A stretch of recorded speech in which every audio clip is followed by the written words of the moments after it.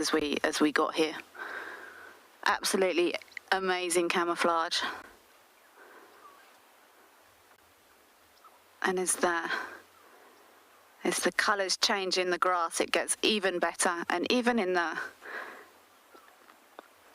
winter when there's hardly any cover, these animals still just melt into invisibility. So she's having a... See, I can't see either of these little ones now.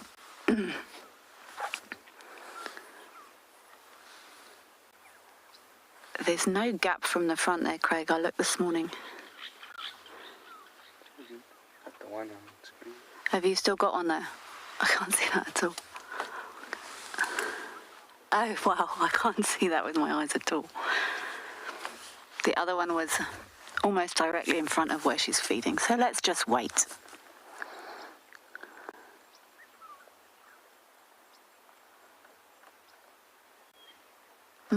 I'm concerned they're not coming because I'm here. I'm going to move back a bit more and maybe see if we can get a gap round the other side.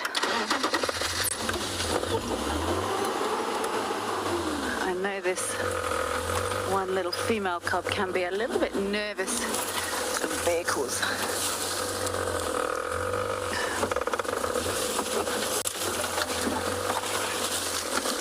I'm going to hop around the other side here. I'm fairly sure both of the cubs are sort of more to the front of where Talumba is.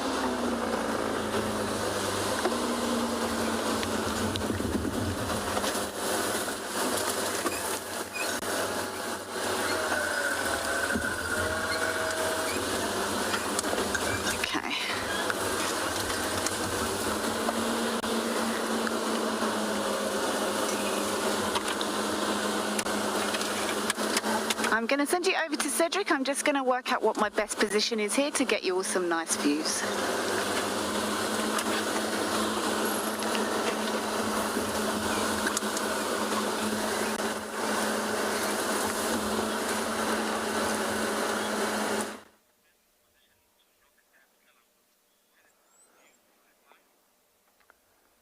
Oh, brilliant. Wunderbar. I'm so happy that Kelly got to relocate on Twin Dams. I mean, Tlalamba. I'm at Twin Dams, but I'm glad that you got to relocate on Tlalamba. And the two little ones, that's fantastic. Good on her. I'm sitting at Twin Dams. I've got a beautiful, once again, a beautiful water monitor. Just resting on the side of the water. Of course, as you know, it hasn't been very warm here today, not much sun. So, of course, there's not much activity when it comes to the reptiles, the cold-blooded animals. Actually really become more docile. Usually you'll find these rock monitors and the water monitors really moving out much more, especially when it's nice and sunny and hunting for little fish or frogs or insects or anything that they can get hold of here in the water.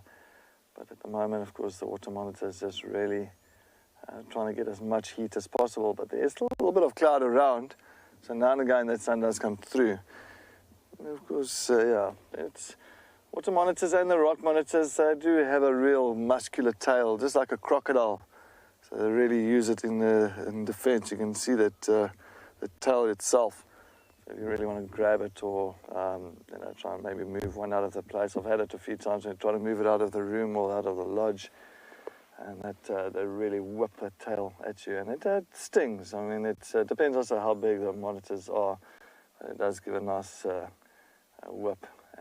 But yeah, and also they've got, if they do bite you, you really must make sure that you kind of clean the bite wound out.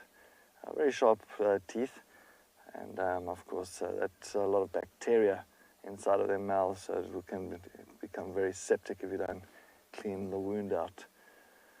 Like the rock monitor as well. I've seen it before, where the rock monitor's coming through to dead animals, and they're actually feeding on carrion. So it's definitely all that bacteria in that mouth and all that to really kind of break down the proteins. It can give you a nasty bite. But I think at the moment, other than that, at Twin Dams, just going to sit here a little bit as well, just trying to look out. I'm definitely really going to put my ears and my eyes down here on the ground to see, hopefully we can pick up on a young male leopard somewhere, but hopefully more so for my rips. I'm really keen to find him again.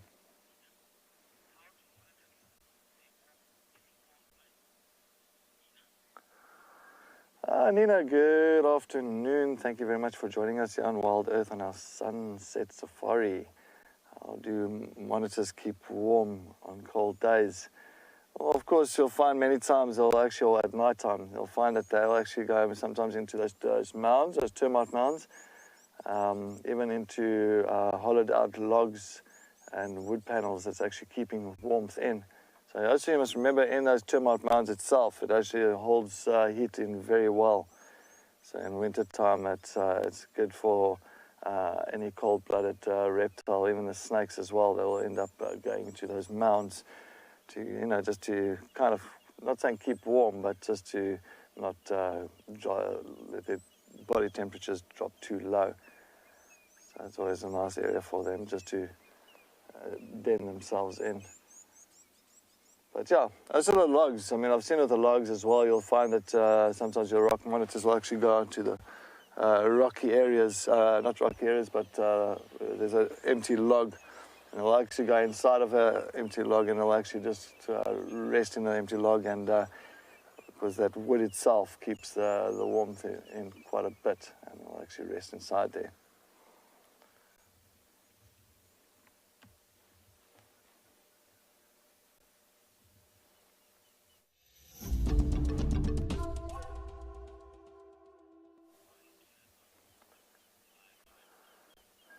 But it is a lovely sighting always to watch these water monitors. I'm sure by the further we go into winter time, the less we are going to see the snakes and monitors and lizards, skinks, anything like that.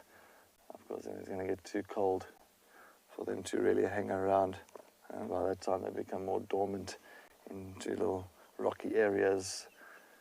And that's as well. They also can really kind of rest in rocky outcrops where, of course, the rocks do keep the heat in much longer compared to being out in the open.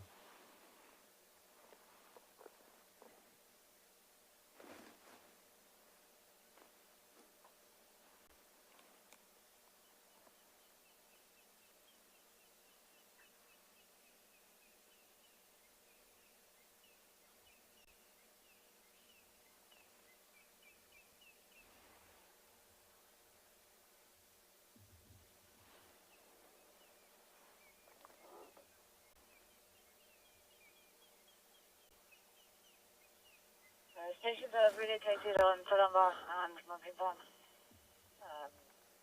Seeing same locations this morning off on Google.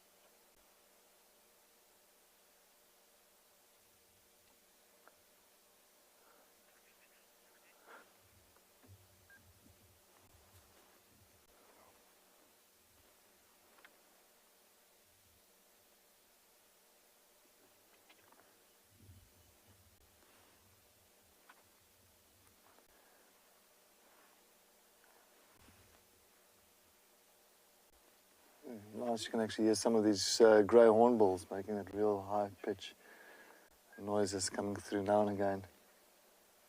And one or two that's just flown past us.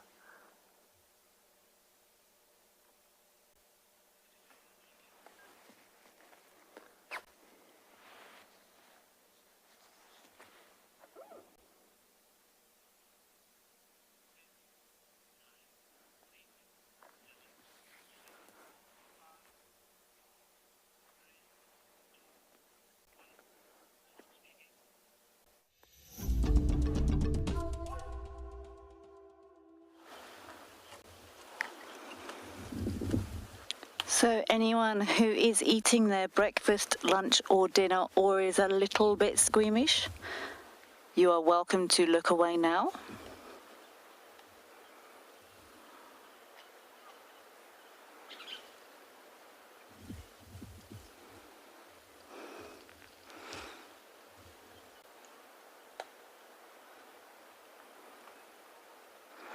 I am so happy Talamba has had this kill for the whole day. She hasn't hoisted it. Ours is not to reason why. And she's here on her own feeding. Both cubbies are present, but they've laid down in the grass. She'll call them from time to time. But maybe as they're getting bigger, they're having to work a little bit harder for their food.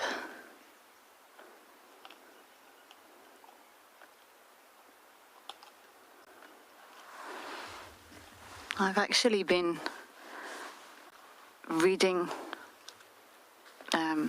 domestic companion animal behavior, and I've learned recently that domestic cats from the age of 8 weeks even, mum will start stopping them from suckling on demand. She actually gets less, she allows less immediate suckling even from the age of 3 weeks in domestic cats. They will have to start prompting. She will make it more difficult for them to access teats, even from the age of 3 weeks in domestic cats. So I'm sure these little ones they're definitely not so little anymore, so maybe they're having to start to work a little bit harder. They will need to start to toughen up, and this is what she's having to teach them.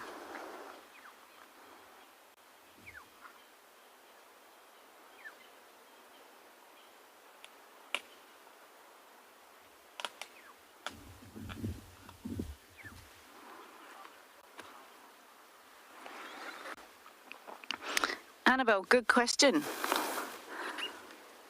She has left it on the floor. I have got no idea why there are no hyenas here. She's crunching away. Maybe hyenas haven't walked within sniffing distance. It's under some fairly thick bush, so that would mean vultures couldn't see it, because the vultures here are old world vultures, actually locate things by sight as opposed to smell. And we don't see many jackals on Djuma. I've only seen one jackal since I've been here, so that would probably explain the jackals. But I've got no idea why there's no hyenas here, but I must admit I'm actually quite happy there's not.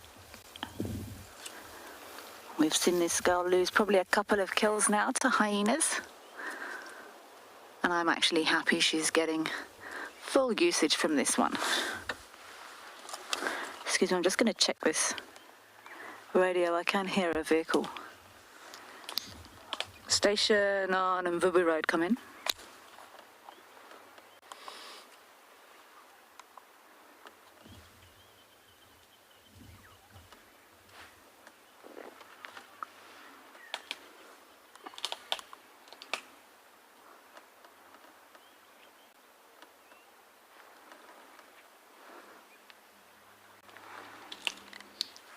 Station on Mvubu, come in for Kelly.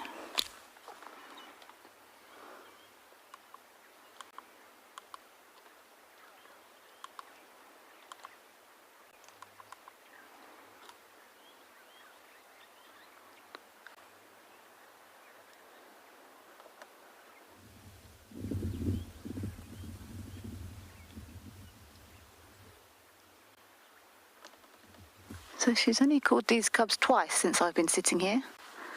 So I'm fairly sure this is what's been happening here. She's starting to toughen these little cubbies up a bit.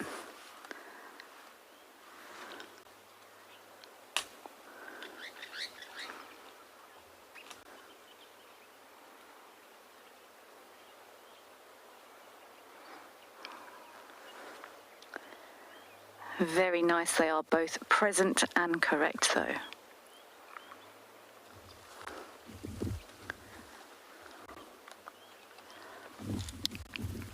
Any stations copy me on this channel?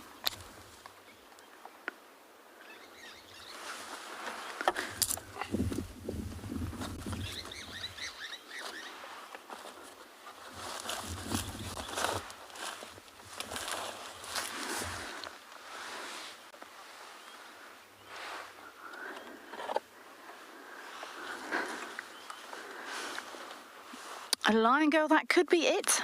Maybe they have had their fill for now and they're snoozing in the grass. I'm surprised she didn't actually turn up on Dam Cam for a drink.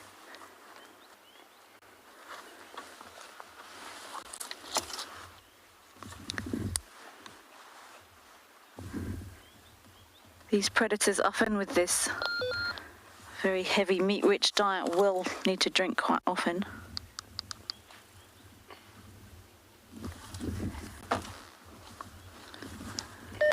Station on Mvubu Road, come in.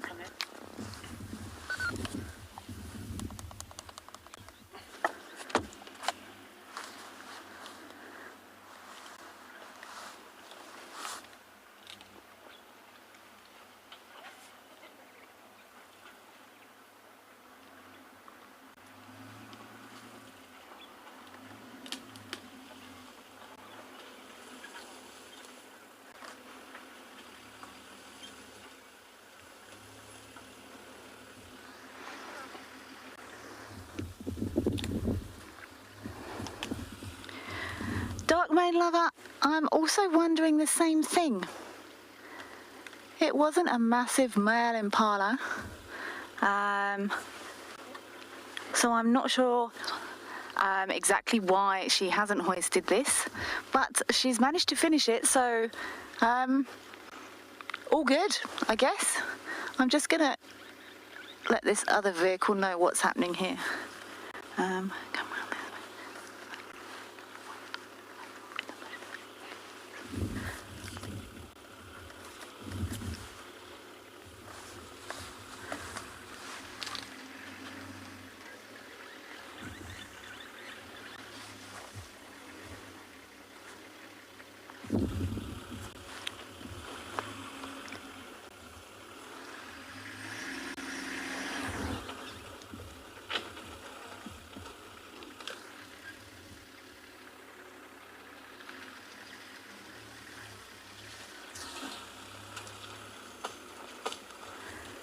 I'm just going to let this other vehicle know what's happening. Oh, is she moving this now? One second.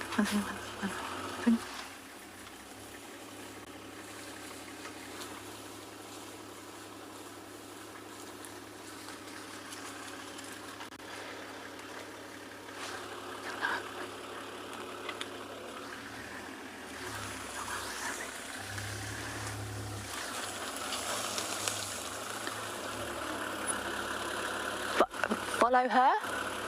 Follow her. The two cubs, there's one here and one following her. So go through and follow her.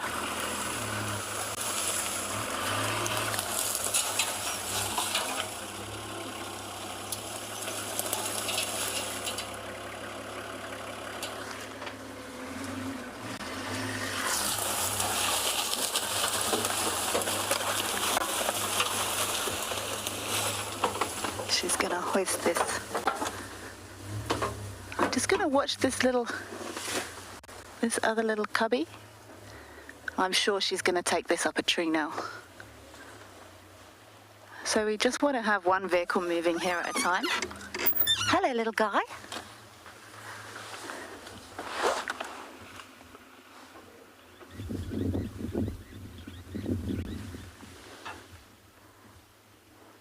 Go on, keep going. Okay, I'm just going to reposition now.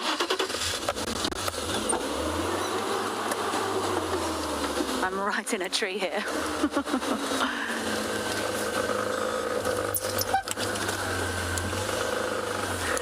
I think she's going to carry this up a tree now, but we'll see.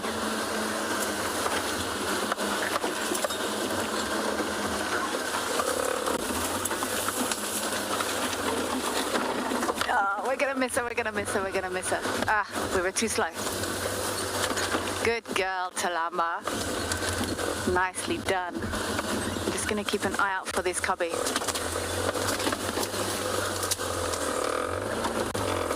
Oh, little Oakie's going up. There we go. Our girlie is up. And this little cub is going to follow shortly. I have no doubt we've got one cub up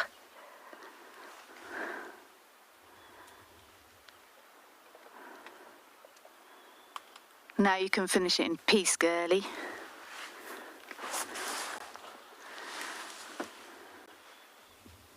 Oh, hello, little one.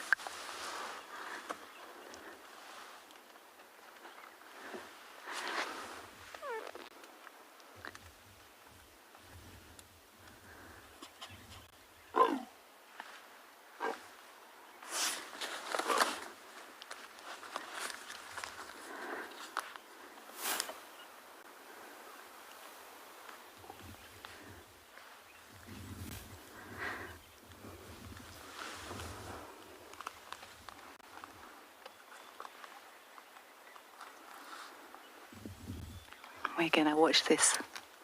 Watch and wait for this other one to scoot up. Oh, this is going to be a beautiful... Oh, she's saying, will you come on?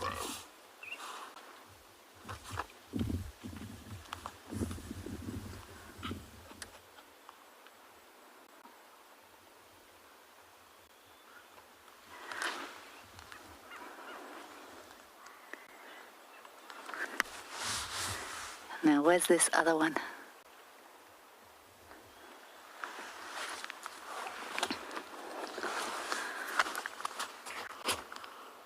I'm going to guess on behaviour, this is the male up here, and that girl is hanging behind again.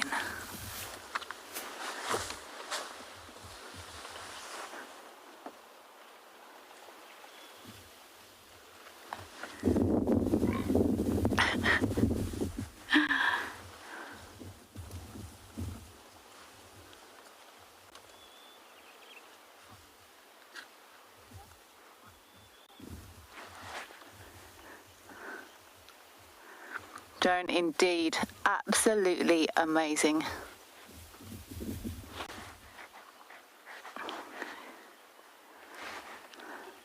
I agree, such an amazing sighting of this family.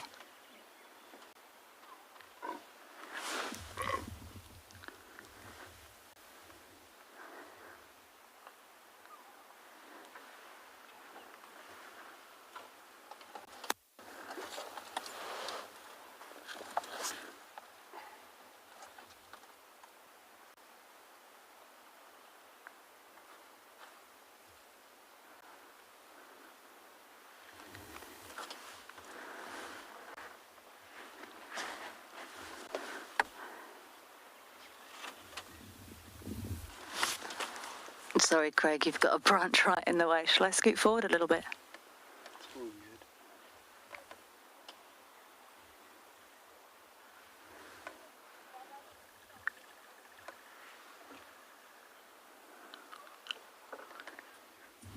I'm going to be staying right here for now. When the other vehicles come out, I probably will need to make space, but for now, I'm staying put.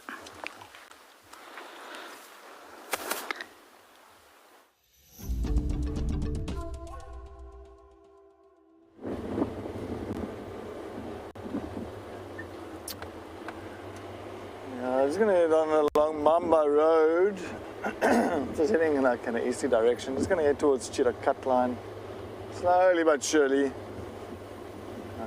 Let's see if anything is around this side, but Twin Dam's not much happening there. There's really that water monitor that's hanging around on the edge. And a Impala or two.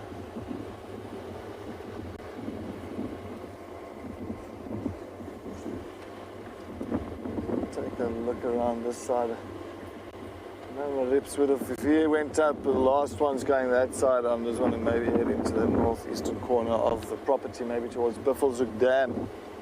Go look around there, scratch around that side. As well, on top of that as well, I definitely want to try and find some elephants. Some elephants, I agree. And Paul just nods, he's like, yep. Let's find some elefantes.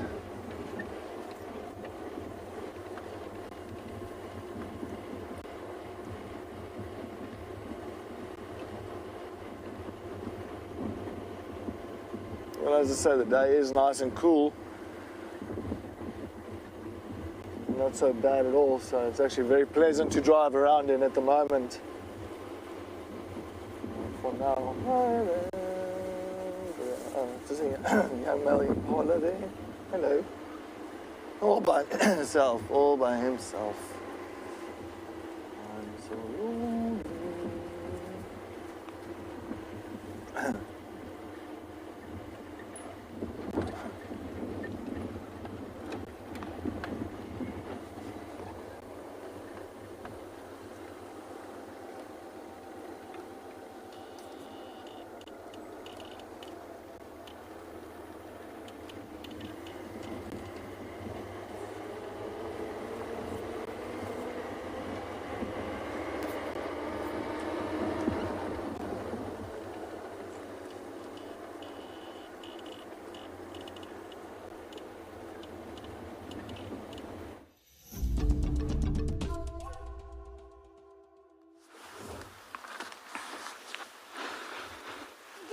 We are still here with Lady Talumba and what's left of this impala.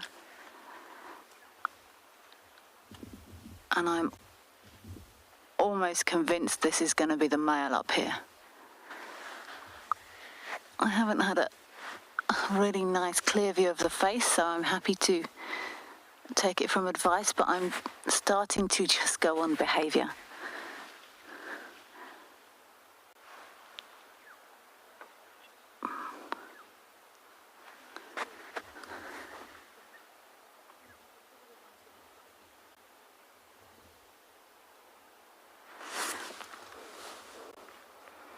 I am just going to have to manage this sighting a little bit, so please excuse me on the radio.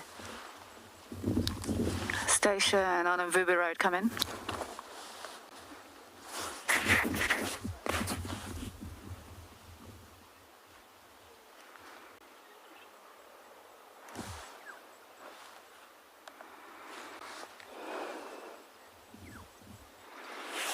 Oh, look at those dangling legs. I love this. This classic leopard pose. 2 legs and a tail.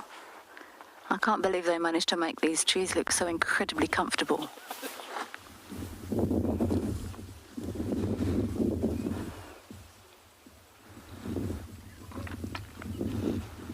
Interesting though that she's waited this long to hoist this kill.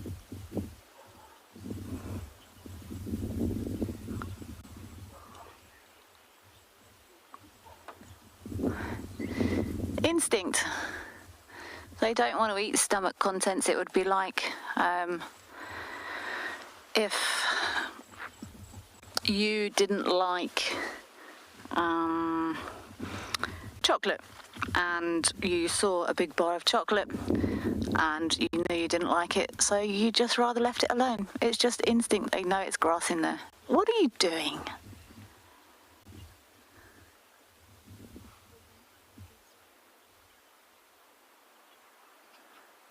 She's still calling this other cub.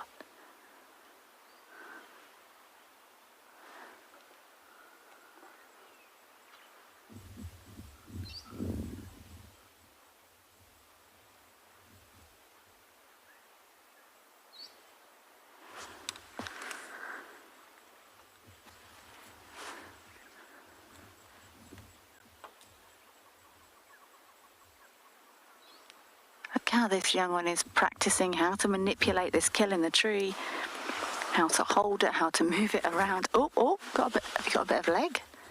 Oh, delicious.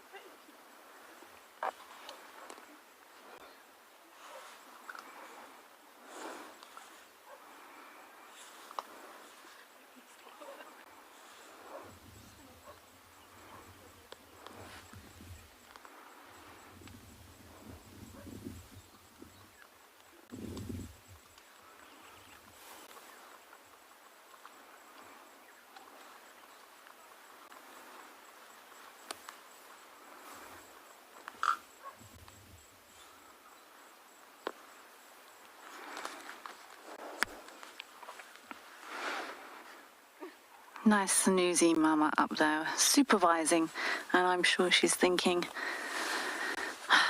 I'm sure she's wishing that that other one would come up. She's still chuff, chuff, chuff, chuff.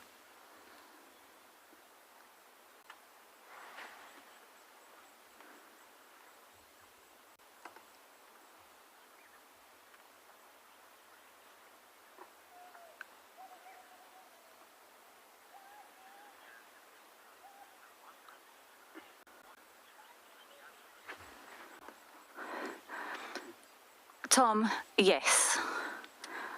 Every single time in my experience, I've watched 3 leopard families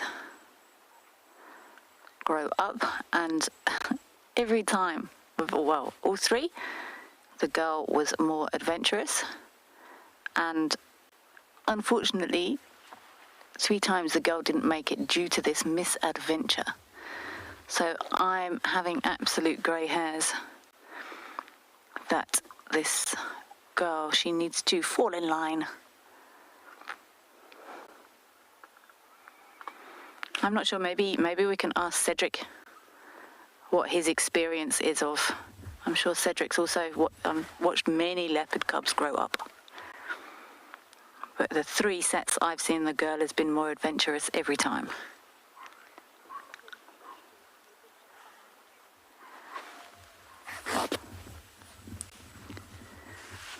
He's snoozing to Lumber. Oh, she looks so comfortable.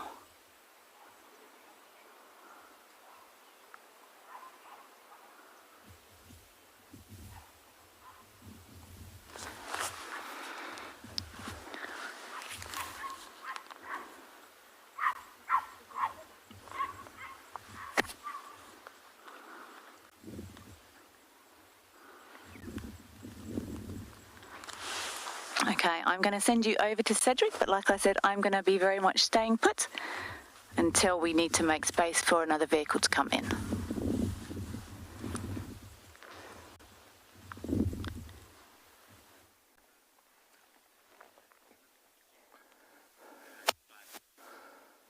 Yeah, welcome back. I'm here on Cheetah Cutline at the moment. I am standing on a fallen over marula tree, a huge tree, really, really thick tree.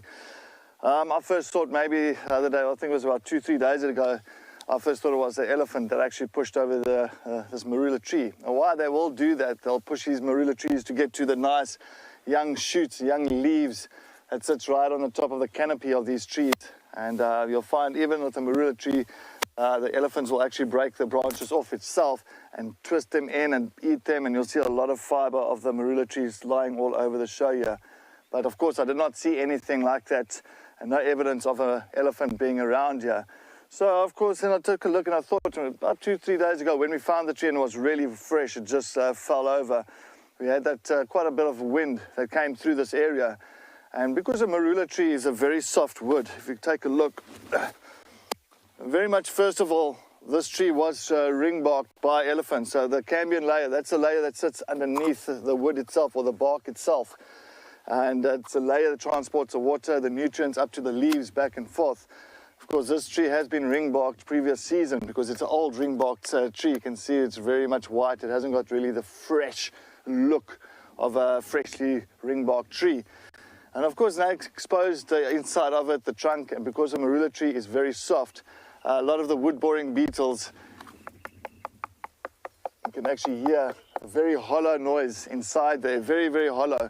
So a lot of the wood-boring beetles will bore their holes inside there, lay the eggs for the larvae, and creates much more of a flimsy tree.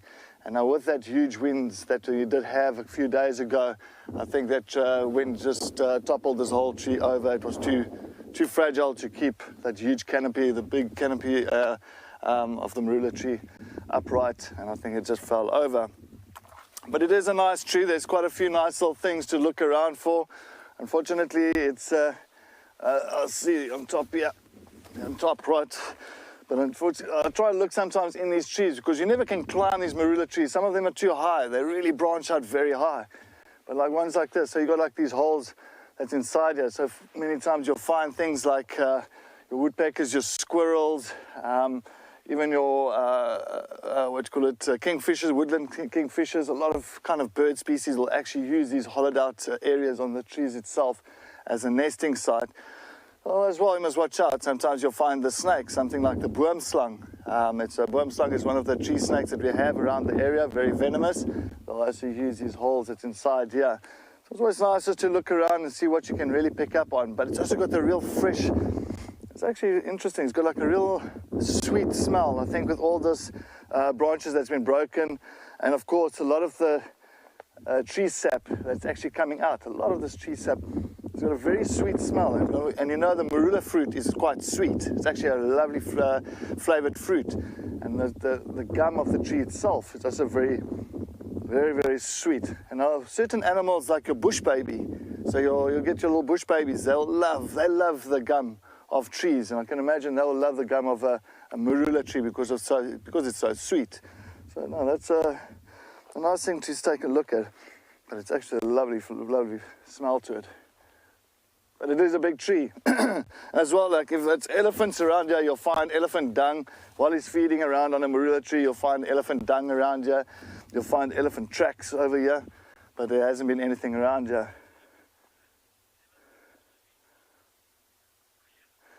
Yeah, good afternoon, Raya. Thank you very much for the question. Yeah, the elephant strength also never amazes me because, I mean, honestly, they are so strong. I think an elephant, but this is not an elephant, but an elephant can easily topple a tree like this.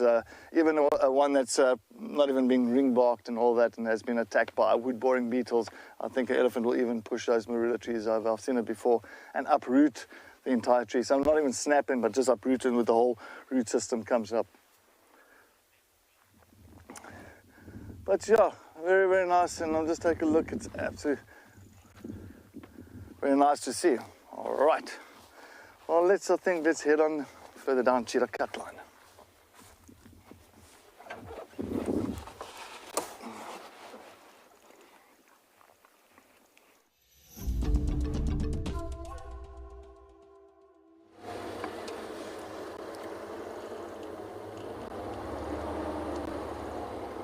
Alright, let's head up on Cheetah Cut Line and see what we have this side.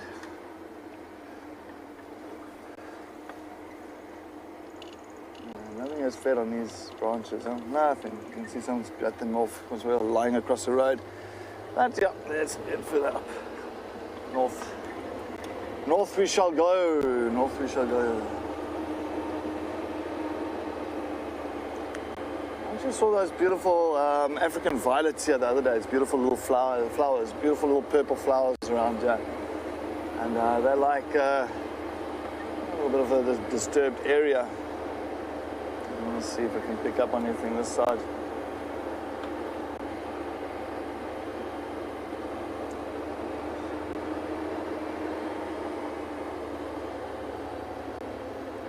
Ooh, a yellow pansy. So I think we might get it. A yellow pansy, it's a butterfly. No, don't go. Butterflies is the most difficult thing to get on camera because they are so busy all the time. So busy. Beautiful little yellow pansy that was flying around there.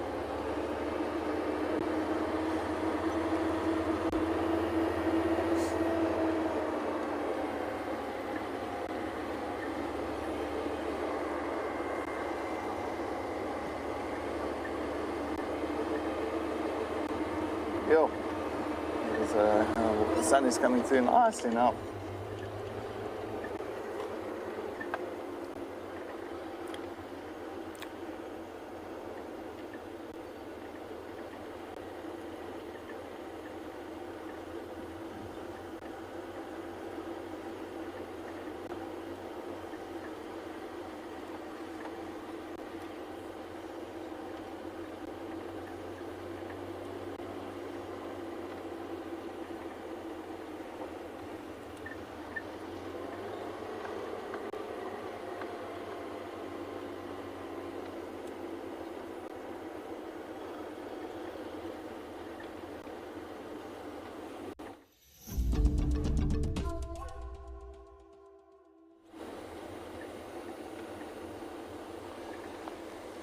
All right, so I've just left that fallen over marula.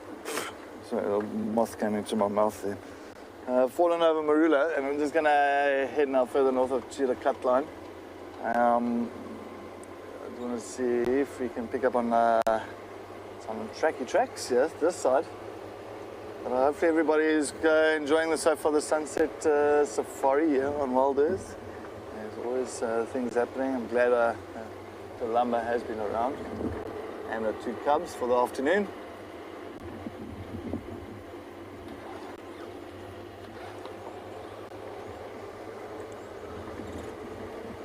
Let's take a look at this junction here. I want to see Inkanyeni again, that other female leopard. She's also quite an old leopardess. I haven't seen her. I saw her that once, and then that's about it. Okay, see where. This is where Tlamba came out with the cubs. Exactly this side, okay. Yeah, I want to see her in Kanyeni. I love to see that girl. It's also, she's an old female. That's around about close to, I think, 15, 16 side. And I saw once the other day. And, it's nice to know that she's still around.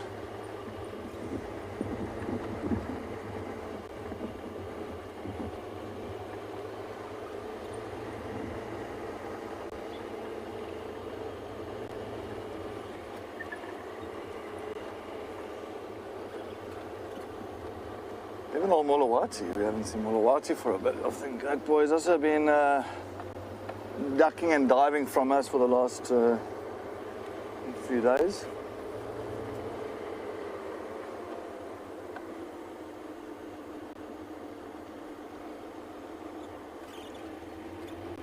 Rick, good afternoon.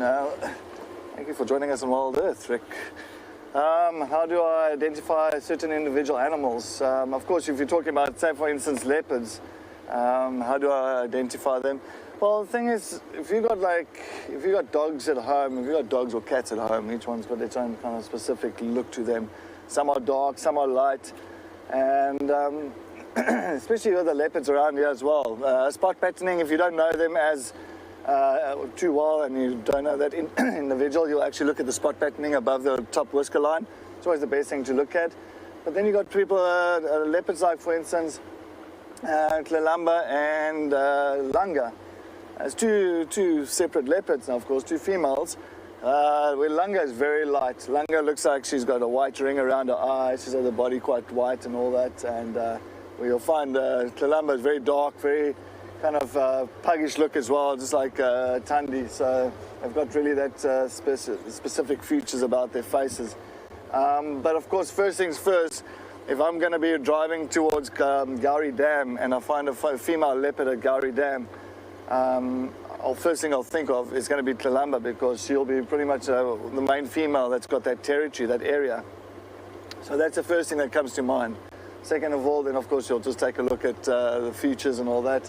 Some have got notches in the ear, and so there's a few things a person can really look at. So yeah, but there's a lot of, I mean, if you're not used to leopards and you see them first time, most people will say, yeah, but 2 leopards look alike, or most leopards look alike. And trust me, each one's got its own, how can I say, specific character to them. So yeah, and features to them. Even lions, some of the lions you'll find that their muzzle is much longer or taller or lighter tawny color. So that's the lions. I think lions to me are a little bit more kind of, a little bit more tricky compared to leopards, because leopards really, well, you got the spots to really run on as well as end result. But I think lions is, you got to really look at each individual, and it takes a bit of time. But notches in the ears of the lions, as I said, some are tall, some are light compared to others.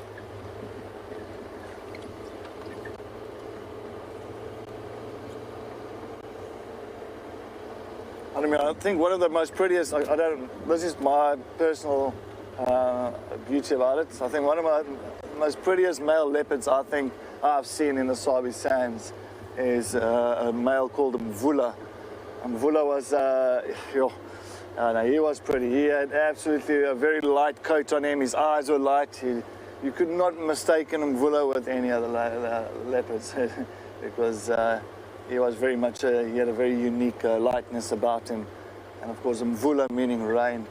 And also because his eyes were very much lighter compared to most leopards as well. And it got a little bit darker over time, but it took a little bit longer. So, but he still had very light eyes, and his body as well. And he was a beast as well. He was quite a staunch male.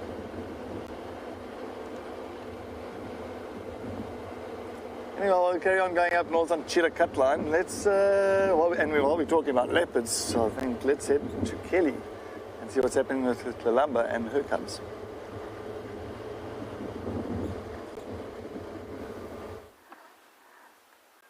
So we have worked out with assistance that this is actually the female up here now.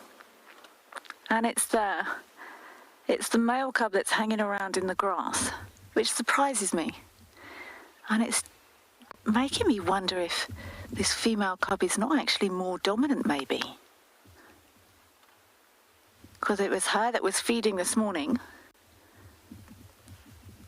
opening this carcass up. And she's smaller. But it's not necessarily a size thing. Tlalamba has just moved to this perfect branch in perfect light. But she's still calling this cub to come and join her up here.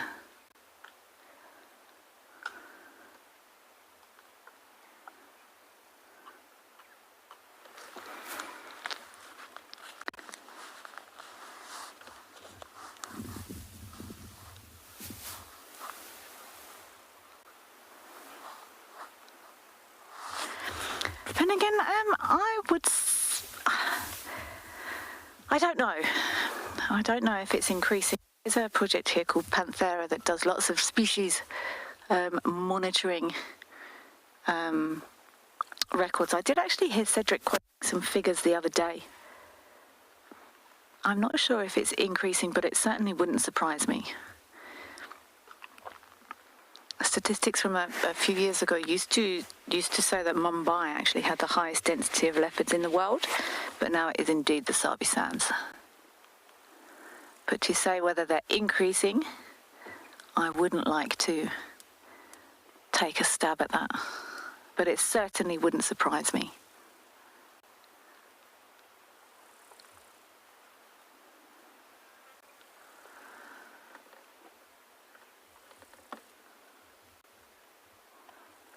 She's just got a little patch of sun on her face. Nice, full belly girly. Look at that, just hitting the outside of her face.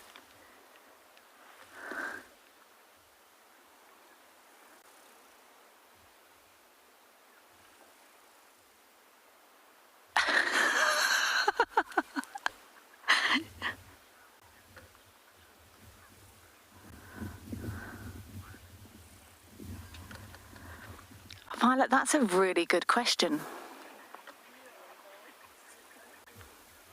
Again, I don't know the answer. I think it depends.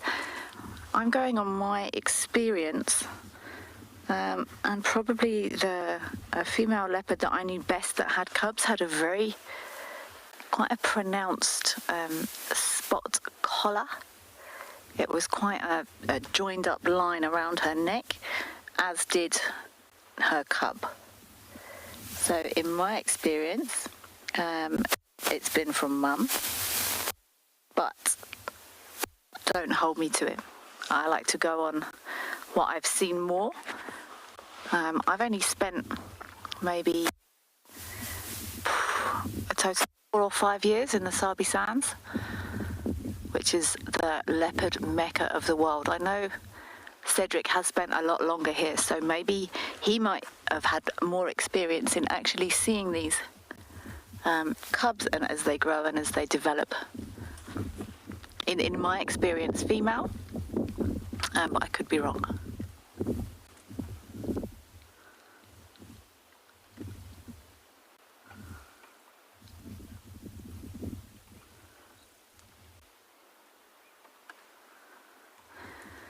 this little girl. She's got a little bum perched in the V of this tree here. Well, I say little, they're not so small anymore. They're growing very quickly. And I remember when I saw tracks for these cubs recently, I was actually surprised at how big their feet are.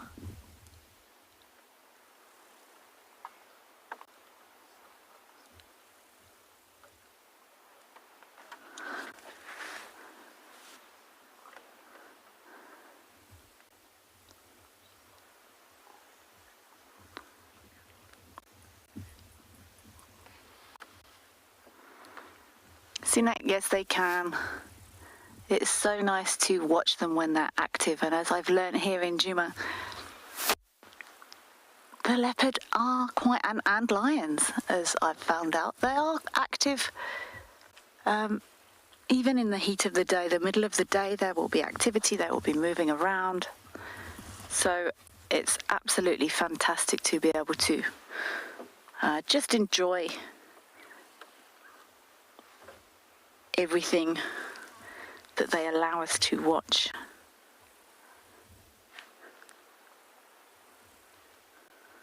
How's that for an image? This is the image that people dream of on safari, is that leopard draped over a nice big branch like that.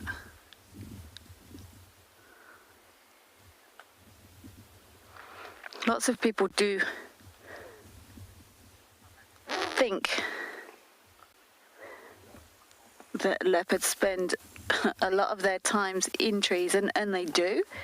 But I think the reason often I find people come to Africa on safari and they're constantly looking in the trees for leopards, but it's because of this image that we're treated to on such a regular basis.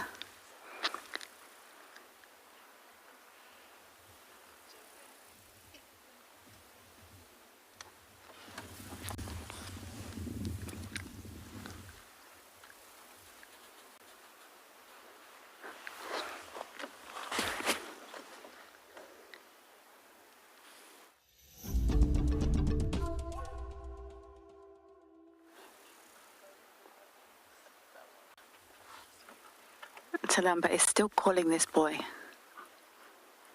Is she going to go and get him?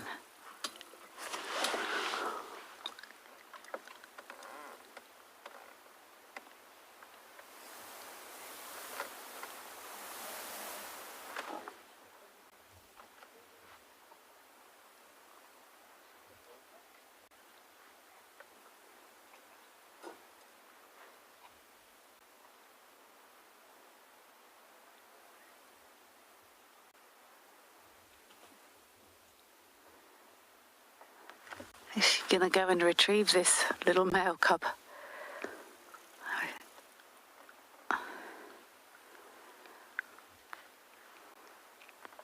No, she's going to go and lay in the shade.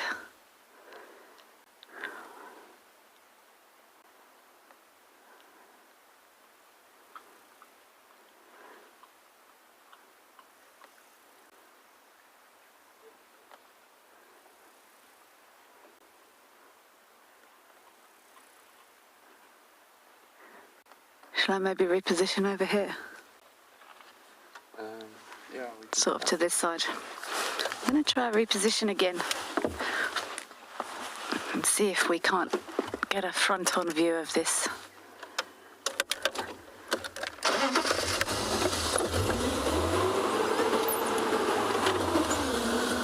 A front-on view of this little family.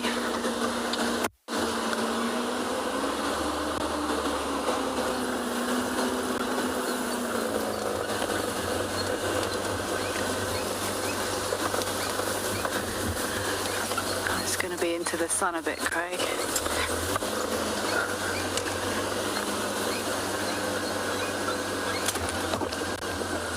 Where do you want me?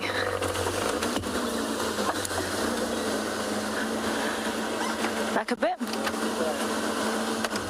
Okay, I'm gonna have a try here.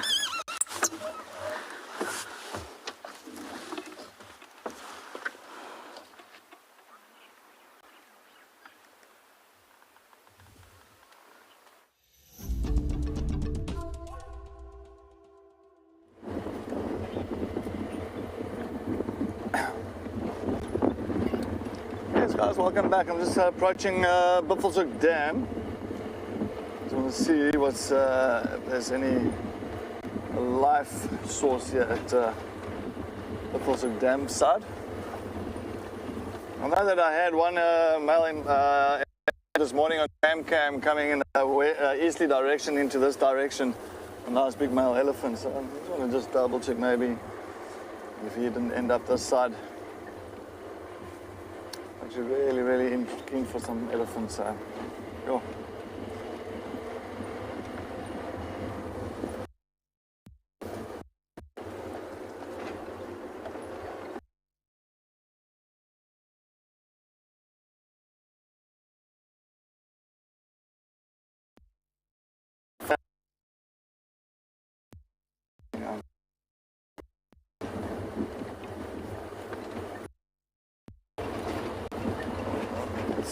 It's got to give us here this afternoon. Pick up on them.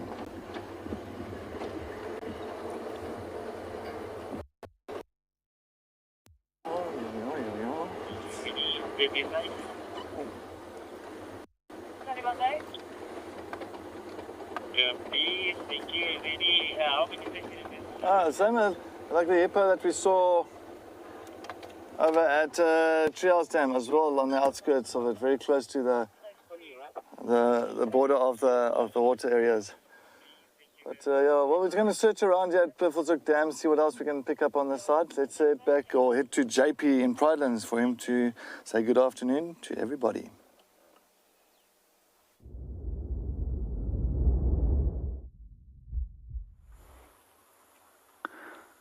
Good afternoon and welcome to Eco Training Pridelands. At the moment we parked in an open grass area directly opposite to a drainage line. And what we're waiting for is that we can potentially get another visual on one of the lions from the Ngati Pride. So what we did is we worked a few of the roads that we didn't have opportunity to work this morning, and then we stuck to them. And eventually we got lucky with one of the lions, and it seems if one of the lions have actually fallen behind. And I've noticed that this individual has got a limp, and because he has obviously got a limp, it's one of the reasons why he's falling behind the group. And if we can get hold of him, he's definitely going to lead us to the remainder of the group. So my name is JP LaRue, and behind the camera we've got BK.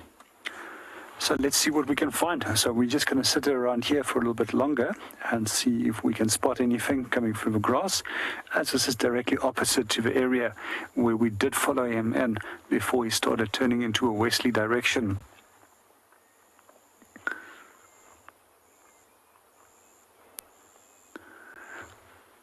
Our first thing that we did also try this afternoon was to follow up on the buffalo. We managed to actually track them down, as that we were actually hoping that the lions would possibly actually be trailing them. There's a very good chance that they are going to do so. But it's very difficult and tricky to say at the moment what is actually going on with the lions, because everywhere there's lion tracks and they tend to all be moving into different directions. After a few days ago, we noticed that the Ngati Pride regrouped, and it seems as if they've actually now re-split it off again. And it might actually be that they actually formed another smaller group which has splintered off from the main part of the pride. What we've also noticed is the tracks of two big males in the area, and none of these two tracks coincide with a separate by sticking together with one another, but they're all going into separate directions, sticking to different groups that have broken away.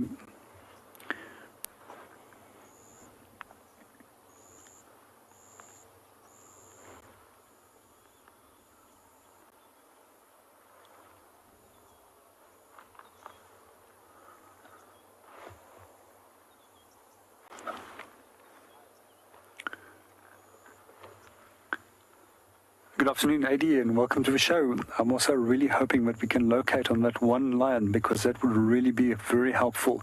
Because this morning we also spent a lot of time, we almost tracked for over 5 to 6 kilometers of the one group of lions. We eventually got Morris, our resident tracker, involved, and he also started following up on the one group. Eventually they moved very close to, the tracks moved very close by to a big group of buffalo, which he didn't want to go close to. We unfortunately left that group of tracks, but we suspect that they've gone north out of Pridelands.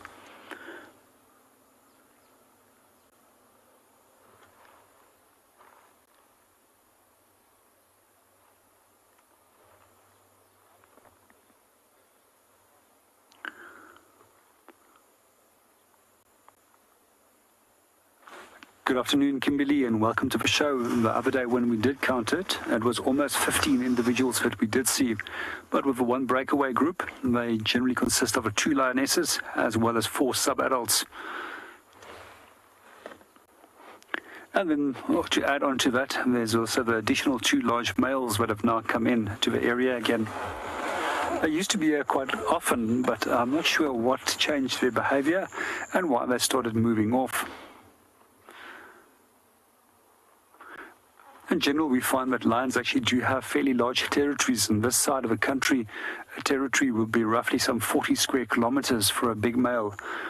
And they need to consistently patrol those territories, demarcate them by means of feces, urine, as well as vocalizing, and from a sense from interdigital scent glands to prevent that other males come into those areas. In some areas where I've worked in the past, some of the territories for a male lion can be up to 1,000 square kilometers, especially in the arid western half of South Africa.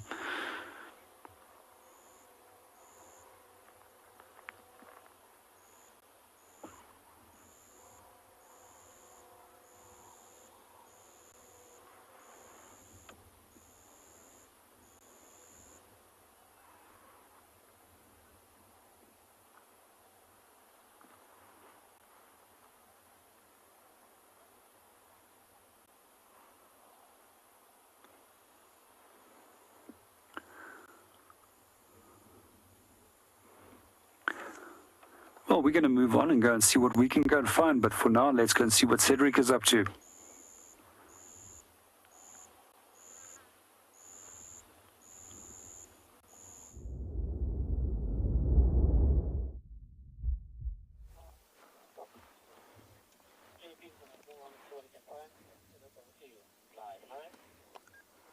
Yeah, welcome back. I'm here at Buffelshoek Dam.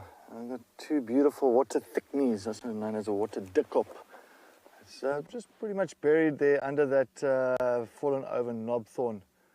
A nice little area, nice little kind of, how can I say, a safe area for them. I think it looks like the one is sitting on the nest and the other one is just guarding it on the side of it.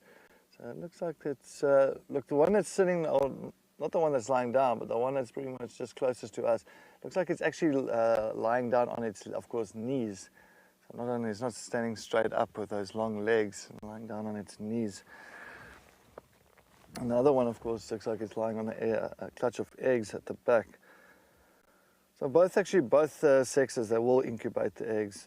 Look, the eggs will get incubated by the spotted thickness around about from 20 days to about 25 days. And pretty much both are actually responsible for feeding the young once the little chicks do hatch. So a male and a female, they are responsible for feeding the little ones.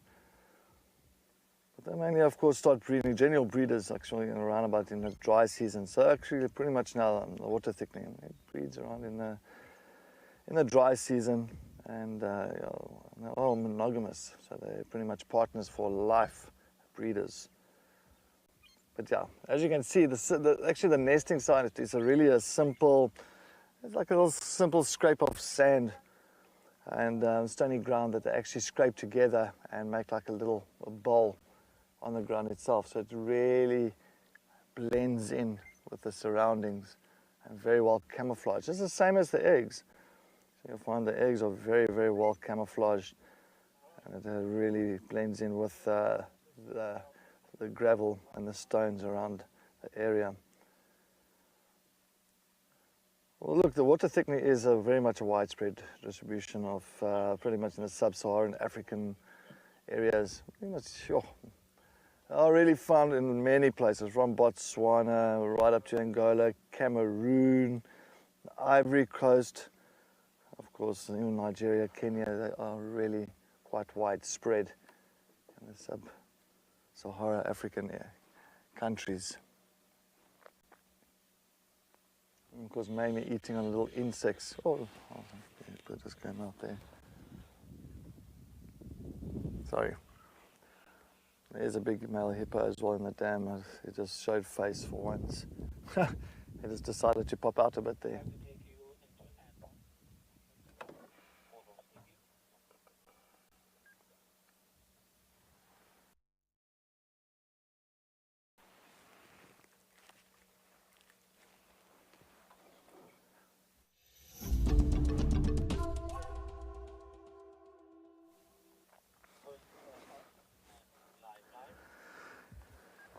I'm still enjoying those little water thickness, but you'll see the Buffelshoek Dam always have your male that sometimes wanders into this dam as well. I'm sure he comes from the north. I've seen the tracks coming over on Buffelshoek cut line, heading to this direction. But earlier he was pretty much lying just pretty much out the water, but not too phased about the heat, the sun today. The sun is not too sharp and too hot today.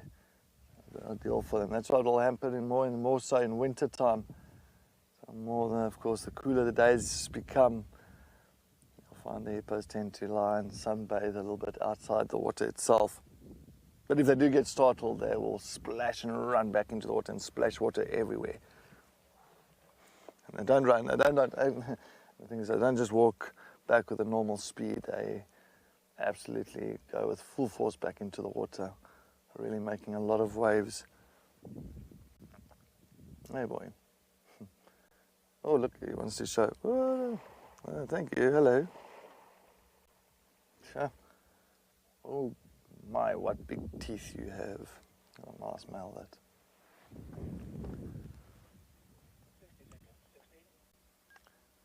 Yeah, of course, these boys are usually the males. It's pretty much they moved away from those big pods and become more lonely males, like retired males. They do not want to have any challenges for those pods of females.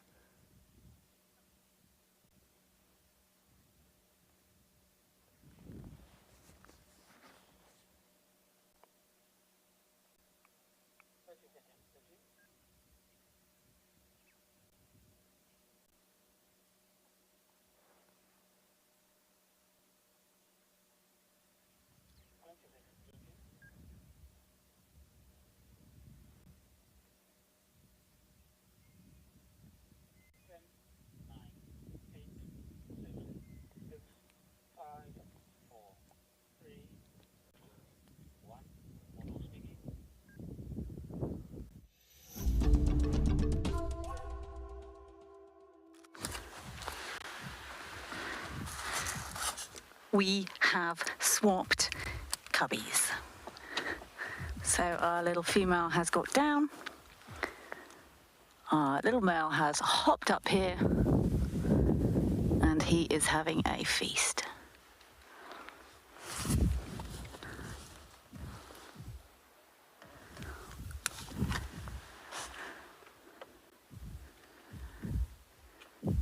Talamba's just having a little grooming session with the little female who's got down now under a bush, and this boy is right up and in here.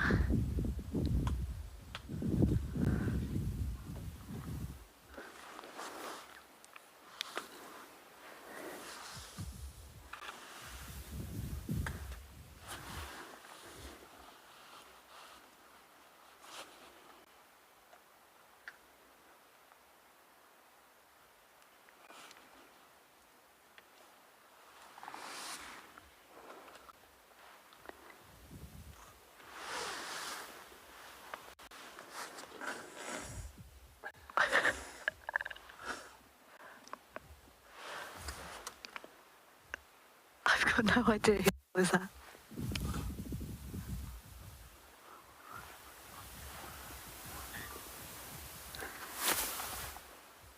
Andy, usually yes. Although I have once watched, switch off now if you're easily disturbed.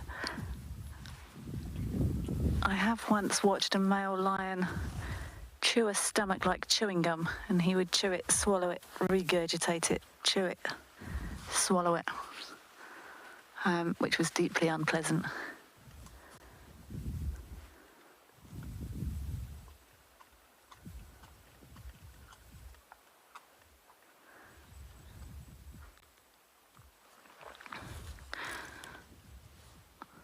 I am going to start letting other vehicles come in here. This is an amazing sighting. We've had some real quality visuals of both of these cubs and Talamba, so I want to make sure everyone gets a chance to see this.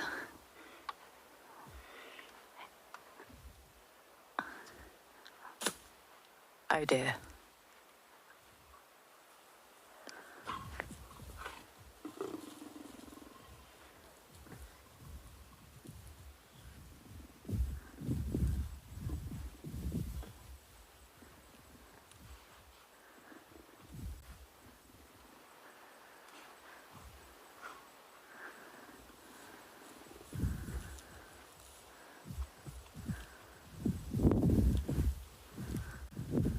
Dropped a leg. Oh, he's grumpy. That's not at us. He's grumbling at his own mum. See, they're already starting to compete.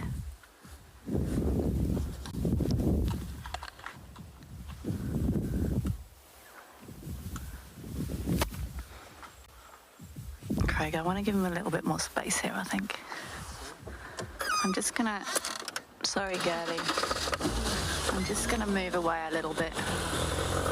He's getting possessive with mum. I don't want to have any impact here.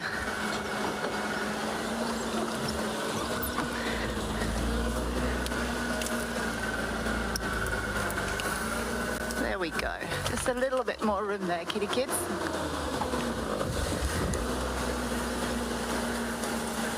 Okay, there we go.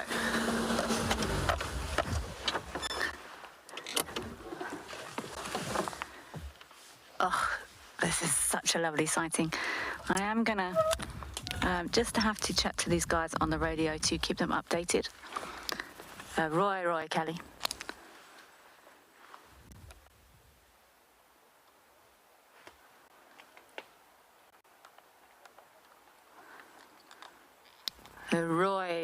Roy, Kelly. Copy, go. Confirm you're making your way. I'm right here by the dam. Okay, copy. Keep coming. You'll get the 2-track station on first. Stand by. Come in. What's your lock? Kilo, just on Twin Dam Road. It's about. She's not far from the dam itself. Coming straight up to quarantine. Yeah. Okay, copied. Let me know when you're a couple of minutes out, and I'll make space for you. I'll take your time. Just taking a slow drive there. That's good. Copied. Thanks. We've had some really nice visuals. So just let me know, and I'll make space. What photo of the kitty? Are they out and open? There's one Mabipan feeding in Insignia, Tulumba at the bottom, and then the other one over there somewhere. Very, very nice. I'm going to sit here and wait for these other vehicles to come. I am going to let other people come and see this because this is absolutely beautiful. I'm going to send you over to Cedric and see where he is.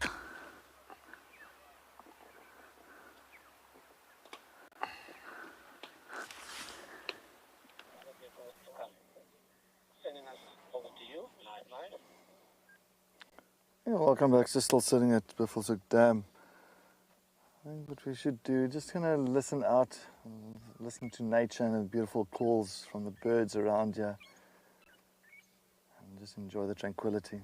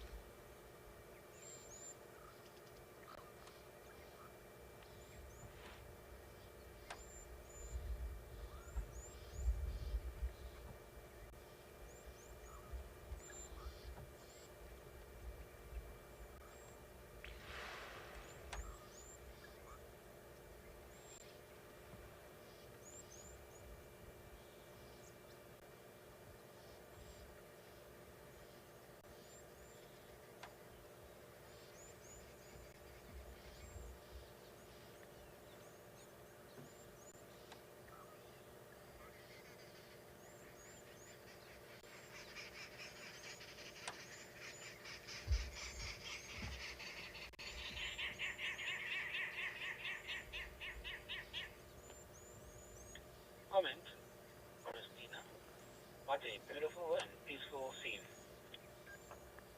Christina. Yes, Christina, it is. It is sometimes beautiful. Thank you very much for joining us on Wild Earth. It is beautiful just sitting at a dam and just enjoying the tranquility and just listening to all the noises. I think it is always such a... it just fills me with like new life again, and I love it. I can do this every day and just listen to nature.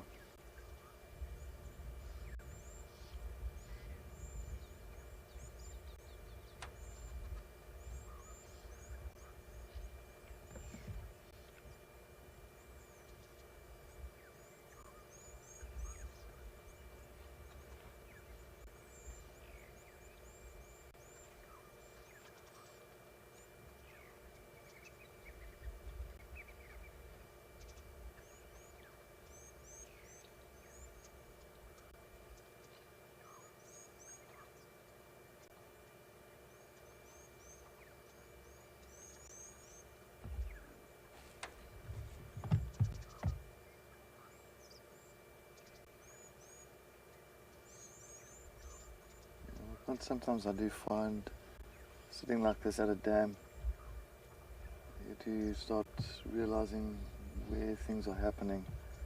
Sometimes you just hear maybe impala alarm calling further south, or you hear some crashing of bushes, or even trumpeting of elephants. Sometimes it is, the vehicle noise sometimes just overpowers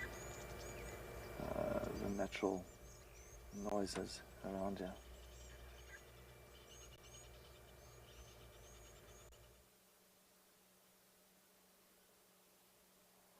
Like now I can hear squirrels alarm calling, pretty much hearing the inflow further up.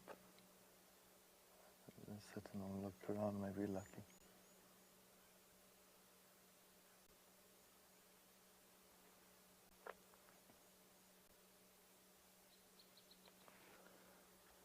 I'd like to take you into an airport. When you're up, hold on.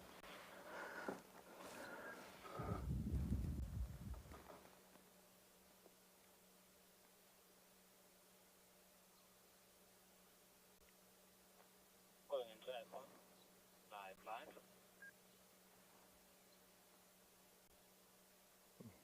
That's good.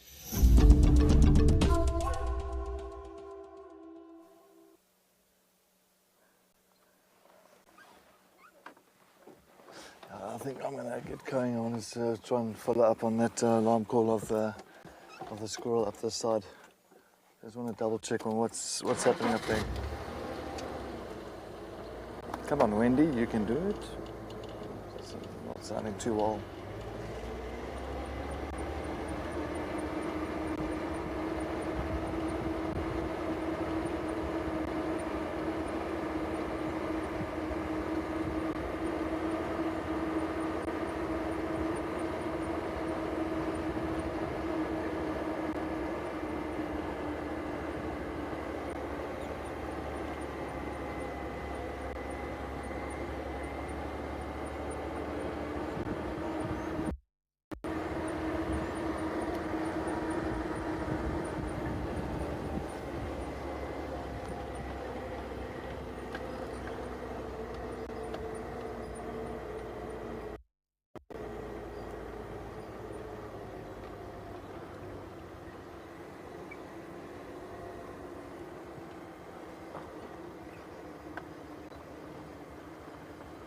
Look carefully at that side.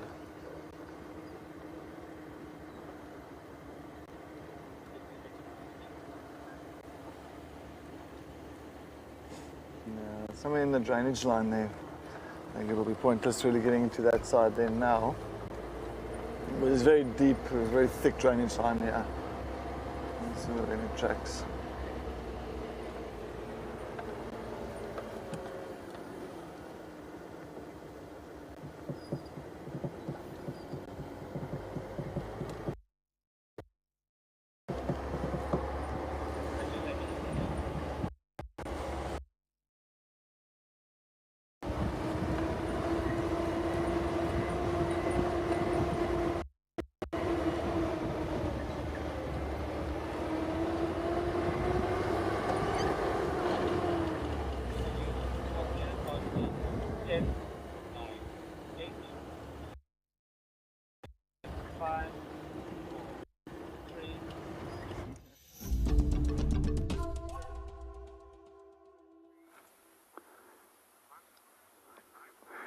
Welcome back to Eco Training Pro Islands, and patience have paid off, or tracking work has paid off in working the blocks. I'm just going to be dead quiet as our lion is now contact calling.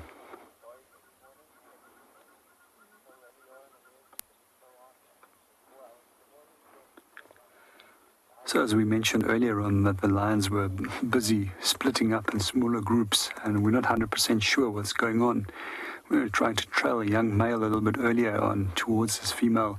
She's now started contact calling every now and then. If she does call, I'm just going to go quiet. Hopefully that the young little male will be able to hear her and then join up with her very soon.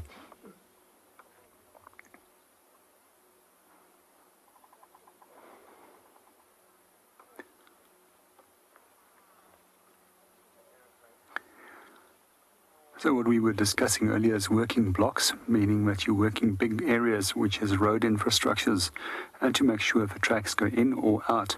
We managed to locate one of our lions, and we actually looked at where the tracks were going in. We then knew that the direction of where it was moving was straight west, so therefore we went to the next road to make sure that it didn't come out. That road then moved from north to south, followed it, and then eventually we managed to see our lioness from the opposite side of the embankment. Unfortunately for us, we had to actually take a big detour, as there's quite a deep drainage line, and I'm definitely not going to attempt to push the Land Rover down there.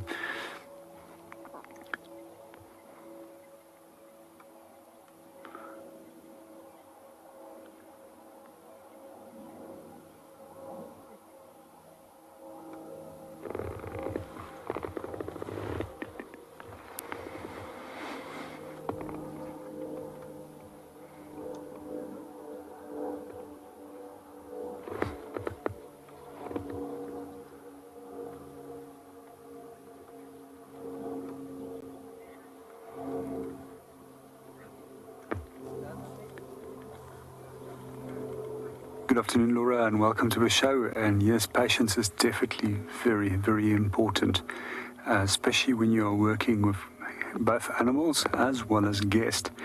If you lack those two qualities as a guide, you're definitely going to get yourself into trouble at some point. And you also have to push on. Sometimes you want to so easily give up onto a track or onto following something when you are following a specific species which you would love to share with your guest. But sometimes it also just ends up that you also need to know when to actually quit on tracks, as that you can't just endlessly always be going onto the track itself and not ending up doing anything else other than focusing on that specific species. And quite often, when you actually do go out and you do see a number of different animals that you're just following up on, you actually tend to find lucky and also follow up on something else which you were looking for.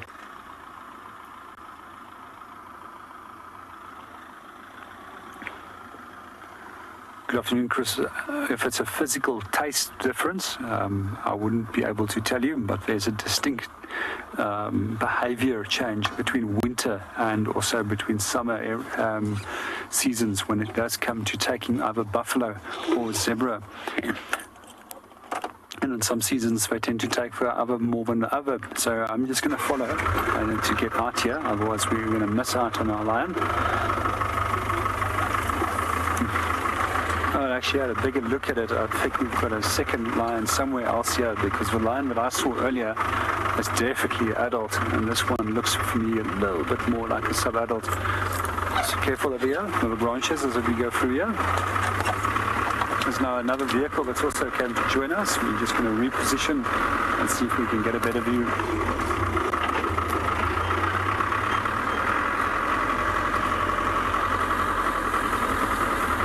One of the things when it does come to lions is that if you can't keep up with the rest of the group, you are going to get left behind. And it also means that you might actually lose out on a number of meal opportunities. But we're just going to reposition and stop over here, and there's our lion. But for now, let's go and see what Kelly is up to.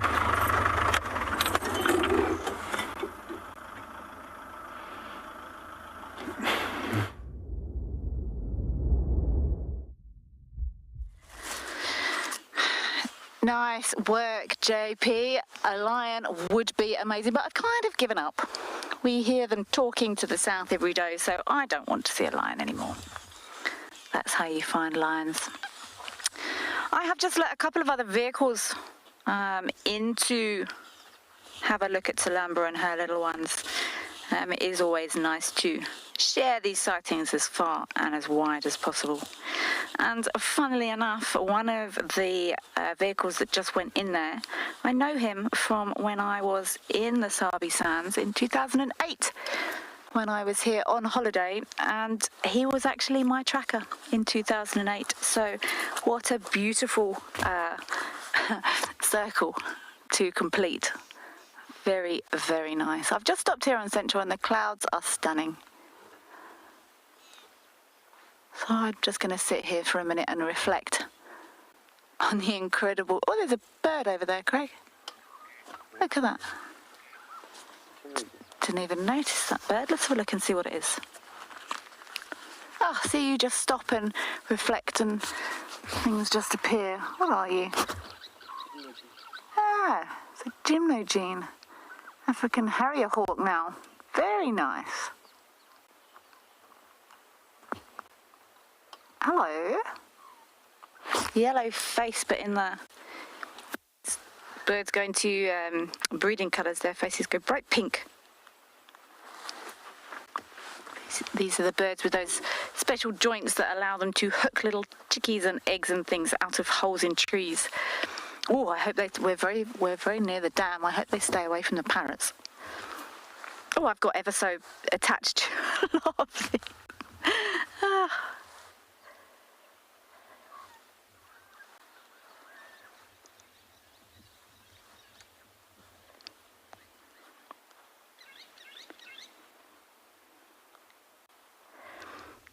These birds have got quite a distinctive shape, actually. Oh, it's a beautiful afternoon. I think after rain the bush goes... It looks like everything's had a wash.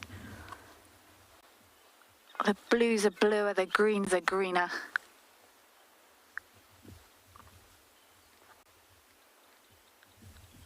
What a joy.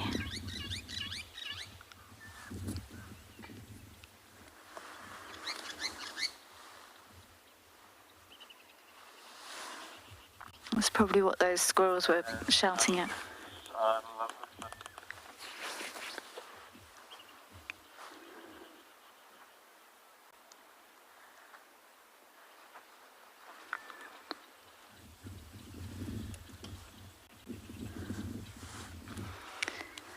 Baby hyena, I know, right? Everything, it just looks so good, it almost looks unreal.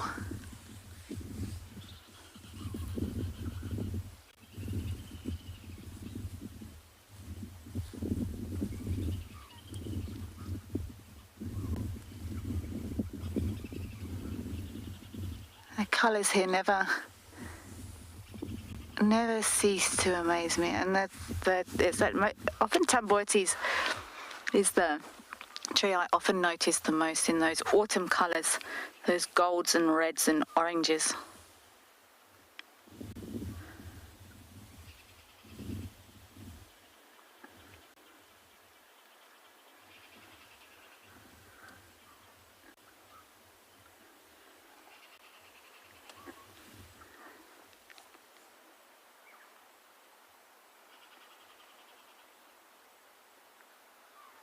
Picture perfect.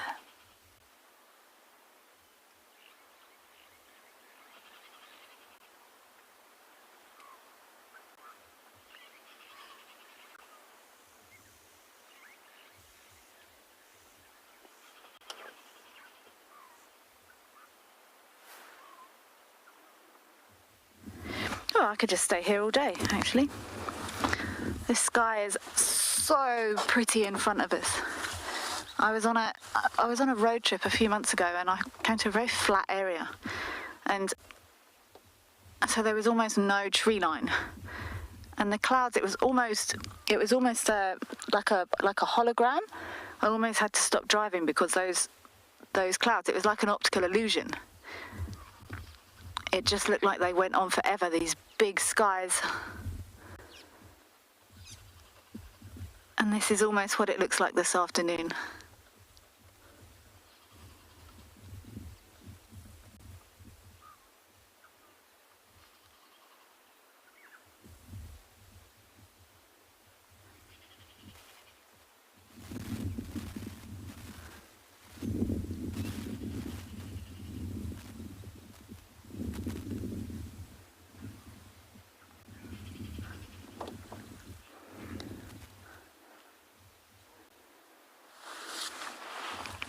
Scenic, male and female are fairly similar. Normally in these birds of prey, or these raptors, the female is slightly bigger, and I think there might be slightly fewer black spots on the wings, but they're not super different. Most raptors, most birds of prey, the female is slightly bigger, but it's not too easy to tell the difference between these two.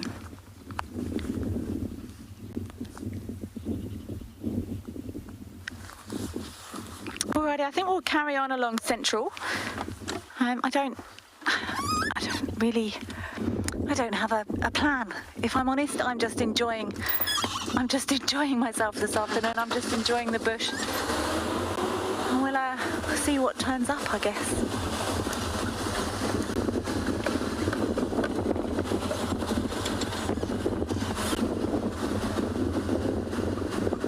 What a time to be alive.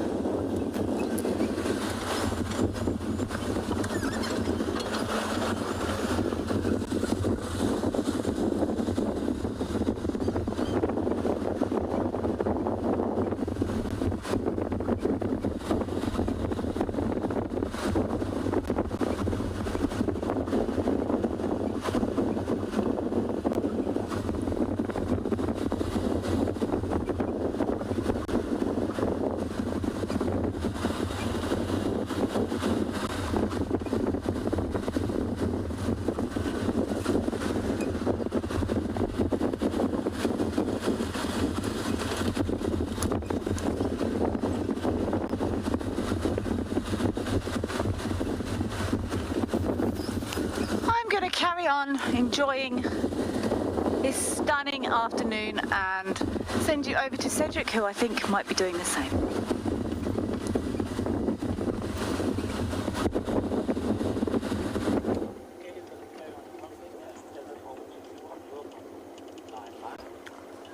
Yes, welcome back everybody. Just going on Gallagher's shortcut. I must have just heading slowly but surely to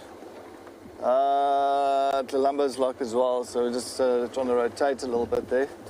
So I'm slowly heading into that direction. But at the moment, I'm just still trying to. I did get some elephant spurs coming through this area, so I'm just going down Gallagher shortcut. Just want to see if they didn't come out on Gallagher shortcut, because it looks like maybe 3 or 4 elephants that came through this side from Biffle's cut line. The cut line itself. Take a look. If you can find those big grey animals, I'll be very happy. Very happy. Especially look like there was just a small little tracks that's with the adults at the moment. So I think always just love the little calves. Just love watching them. Loads of fun. Loads and loads of fun. You see the tracks coming here. One of them not in this block. Sort of a biggish block there as well. Let's take a look. See anything's come through here. If anybody's got any suggestions further on for this afternoon, please let us know. Please send us some comments. Let us know who you want to see and why. Yes, and why.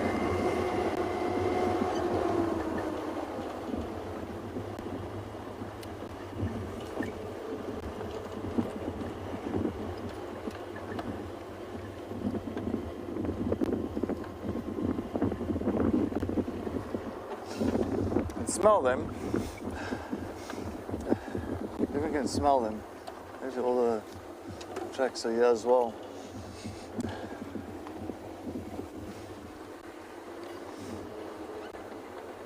Yeah, what's this? Yeah.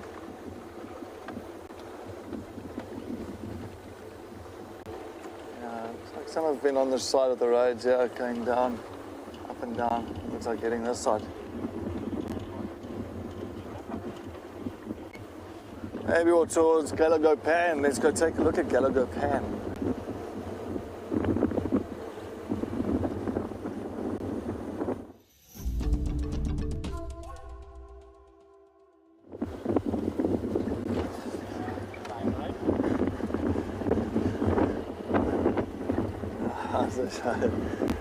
I'm just thinking now, hopefully I didn't miss these elephants just somewhere. Hopefully they didn't go past.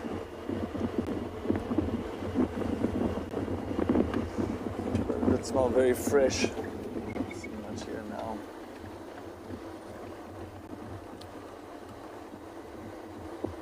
Can't believe it, actually, even for such big animals, sometimes they can just really disappear right in front of your eyes. And okay.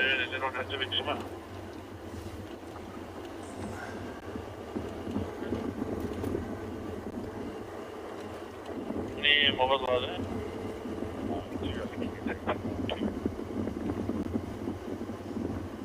Okay, any updates on Columba? Fantastic, thanks so much. I'll cross in on an also number.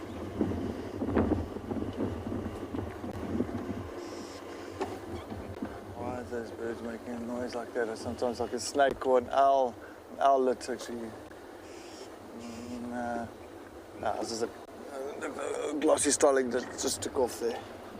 Beautiful Cape glossy starlings. I think those glossy starlings are beautiful. They're real blue color to them.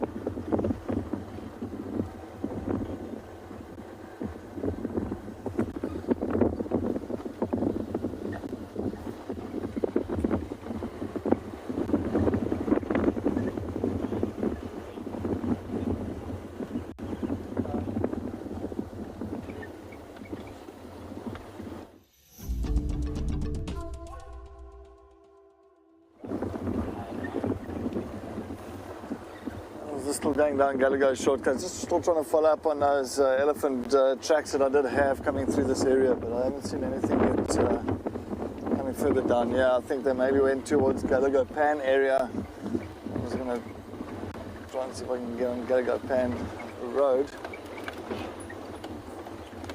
But that's fantastic. I'm glad old JP's got some lions as well. That was brilliant. That is absolutely brilliant.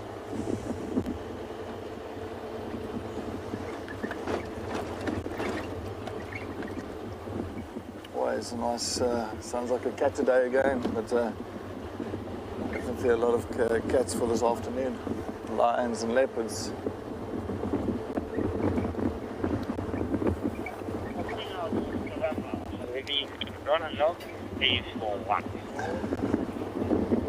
Okay, I'll make my way that side, thank you.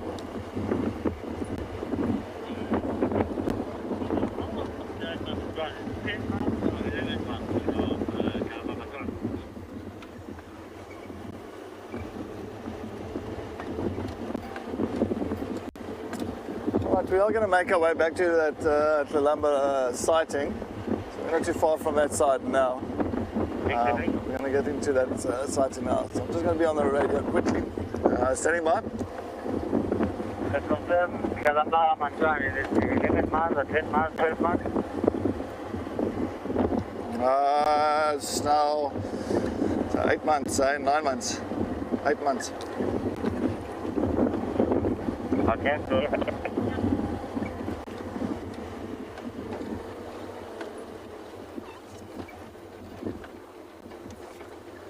Right, let's take a look there quickly and see if we can get that side.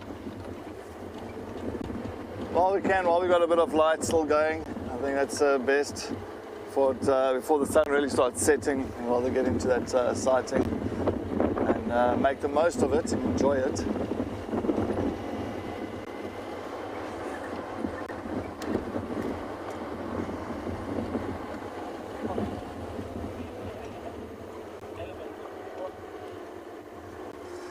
Baby hyena, good afternoon. Yes, elephants would be awesome. I really wanted to see elephants, but I just cannot seem to find them at the moment. I'm getting so many tracks around here.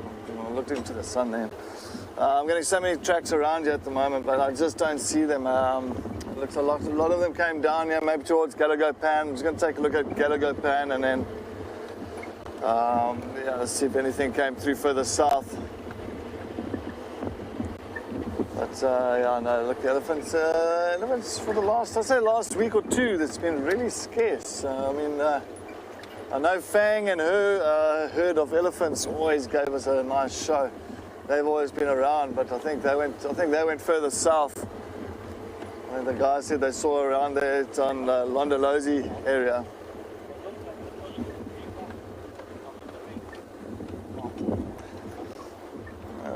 Bob. Bush has greened up after a bit of rain. Yeah, I'm sure, because we had a rainfall last, 3 days in Paul? Yeah, about 3 days. So definitely, that's one thing about the vegetation here. The vegetation here is so sensitive to water. You'll find even like in the beginning of our spring, with that first little bit of rain, like not even much rain, the things just start really coming alive and greening up. So yeah, no, definitely a couple of the nice little shoots that's come through again. But how long it's going to last, because I think really this is must be coming to our last bit of rain for our rainy season. I don't think of any more coming through until maybe August, not even August, September, October, October's time, yeah. So.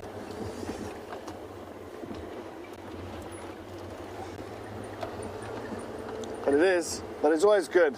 I think this last bit of rain injection here into the vegetation, into the area, I think is fantastic. I think we nearly get that kind of thing going.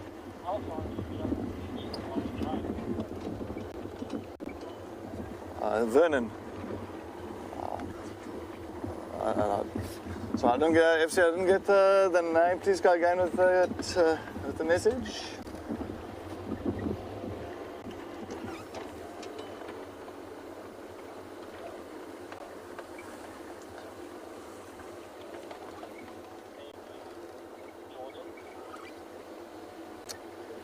Jordan, good afternoon. Thank you very much for joining us. How far do we travel each drive? Well, it depends. I mean, some of the drives have been going out here, do not even go really further than quarantine. It depends on what we get at that point of time. So it could be 100 meters, 200 meters, and all of a sudden we get something, and that's, we don't have to go any much further. But some drives, and of course we have to just work a little bit harder to try and finding stuff and all that, and really combing the area through. And I'm not too sure exactly the kilometers, but it all differs every day. It differs every drive.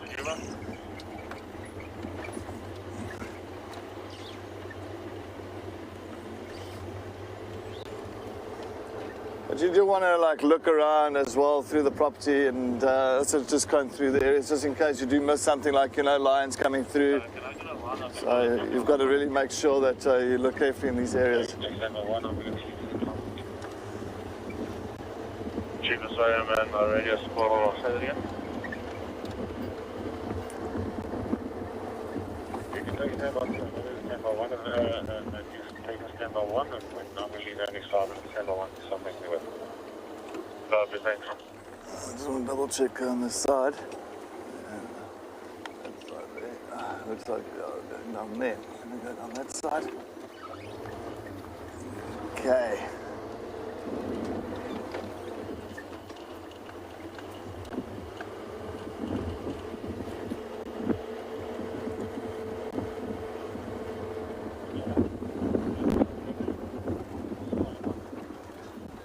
Well, I'm trying to get into Tlelama sighting. I think let's head back to Kelly and see what's happening on her drive.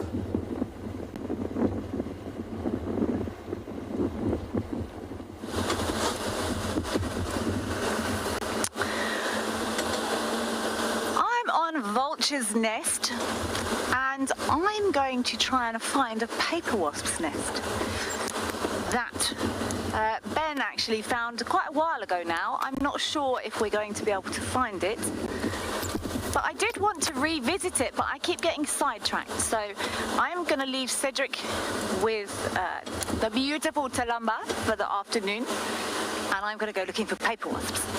And then, after I've gone looking for paper wasps, I have had feedback that there may be a lion to the south of us, outside of the property, but then I'm going to go and drive the cut line, and we're all going to cross our fingers and hold our thumbs, and maybe a lion has walked into our property. So that is my plan. But as we know, plans do change on a fairly regular basis here. But for now, we're looking for a paper wasp's nest.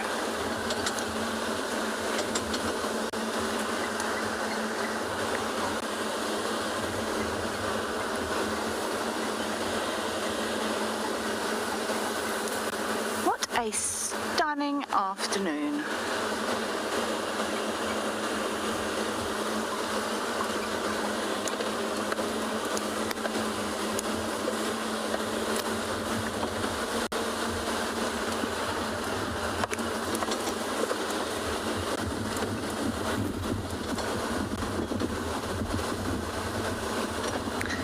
We should do a fast 5. Haven't done one of those for a while.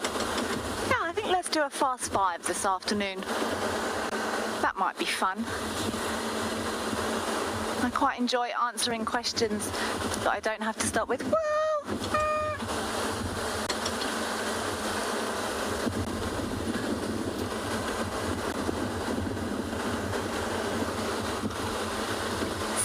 hornets. I've never heard the term hornets, but it could just be that they're named differently. I know hornets as really big black and yellow wasps. Just trying to think if I've ever heard the term hornet. I don't think I've heard it. But that doesn't mean we don't get hornet-like things, or maybe I just haven't heard the term used. They could be a different type of wasp here. I'm not sure if have I got my insect book with me? I didn't pack all my books because I thought it might rain. If I've got my insect book, Sinak, I'll definitely have a look. I've never heard the term hornets while I've been guiding, but that doesn't mean they're not here. There are many, many, many things I haven't heard in the last 10 years, and that's what keeps me coming back.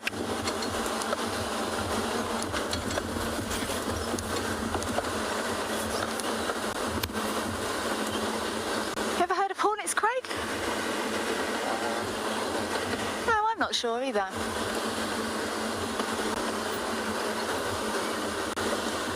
So we are taking a very slow cruise, looking for a paper wasp's nest we believe to be in a spike thorn.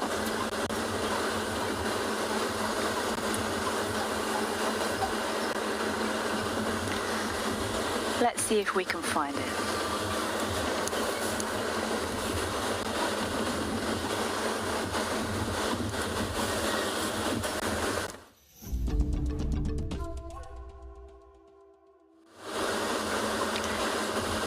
This is the speed I like to drive in the bush. That was a spike thorn.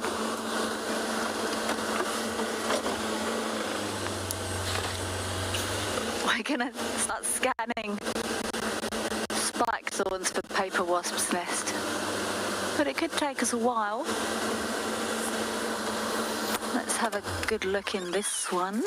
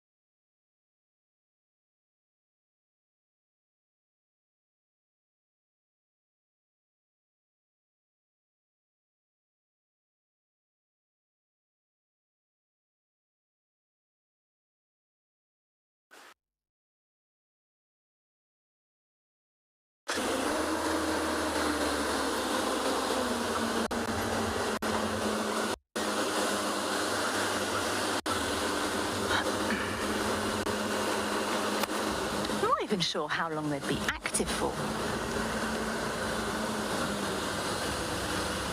There's another. There's another spike thorn.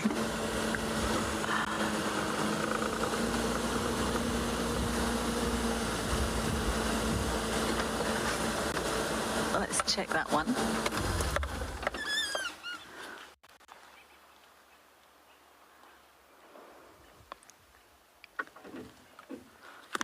A spike thorn or a red thorn?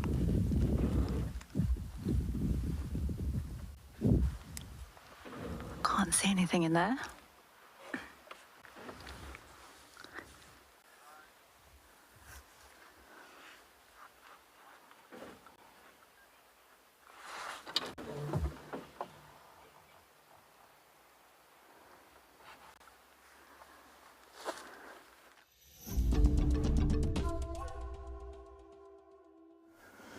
Yes, welcome back. Yes, I did also made my way towards Tlelamba and the two cubs. Of course, you can see the one cub is a female cub now. It's busy just playing in the marula tree, not too far off where the kill is. Of course, Tlelamba and the male cub is really much at the bottom, at the base in the shade. But look at this little female. She really wants to get to that kill. It's amazing the agility for these youngsters. Already at this age. Watch.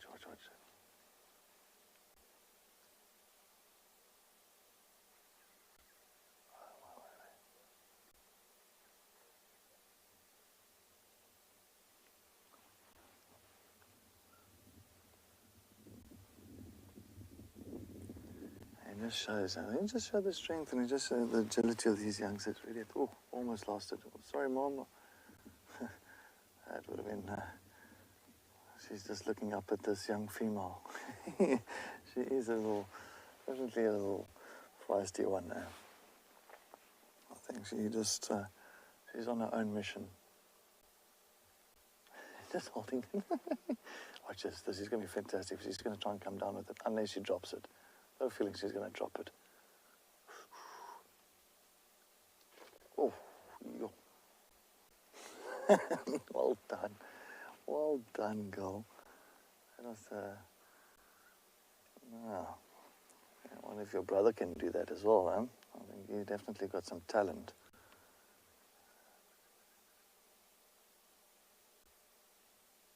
Well, what was that for? You took it there, now what? Oh, my word. Very confused on what it wants to do. Oh, she wants to go back now. It looks like she wants to come down.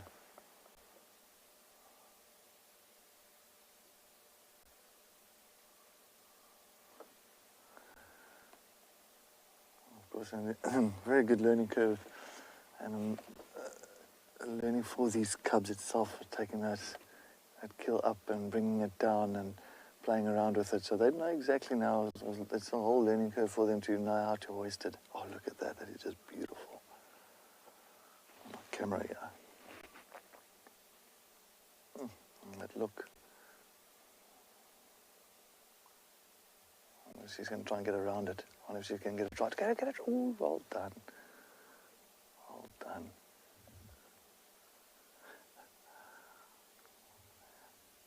That's my girl, huh?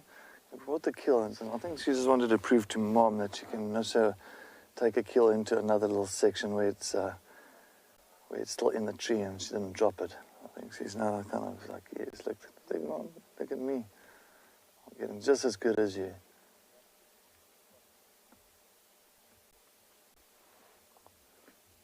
Absolutely amazing. Fantastic. Of course, in Tlelamba, Tlelamba just relaxing with a male cub next to her. I don't know, that male cub is definitely very close to her mom.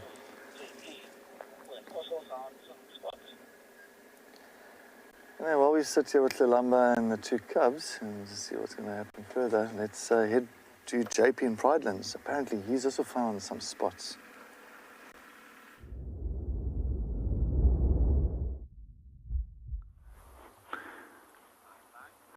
welcome back to Eco Trading Providence. While we were busy tracking lions, Morris was busy tracking leopards. For those of you that are not familiar with Morris, Morris is our resident tracker on the property, and he managed to locate a female. And we suspect that it is a female with the cubs. So we just want to watch and see if the cubs is there. And also we're trying to see if there's maybe a carcass that has been hoisted up into the tree as well. But what we didn't want to do is go too close, because quite often if you do go too quickly and too close to her, she tends to move out of a tree. So far, things looks good. But we are going to watch her rather from a distance and provide her, as well as the cubs, with all the necessary space that she needs.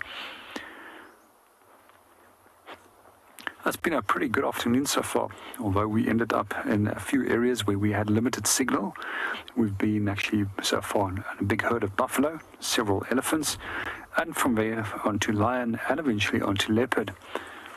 Over the last few days, Pridelands has been absolutely buzzing with leopards, and where one vehicle managed to see within a 12-hour period 6 different leopard sightings, which is pretty good.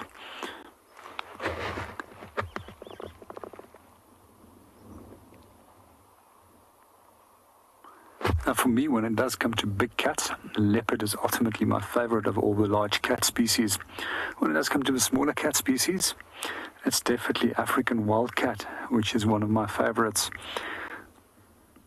But I'm sure if I do see a black-footed cat, which is also Southern Africa's smallest cat species, it will definitely become a black-footed cat being the favorite of the smaller species. Our leopard is now moving. I just want to see what she's going to get up to. It looks like if she's going to climb down. Let's watch. Or maybe just repositioning. Actually now repositioned. And she's now got her head away from us with that main part of that knobthorn in front of her.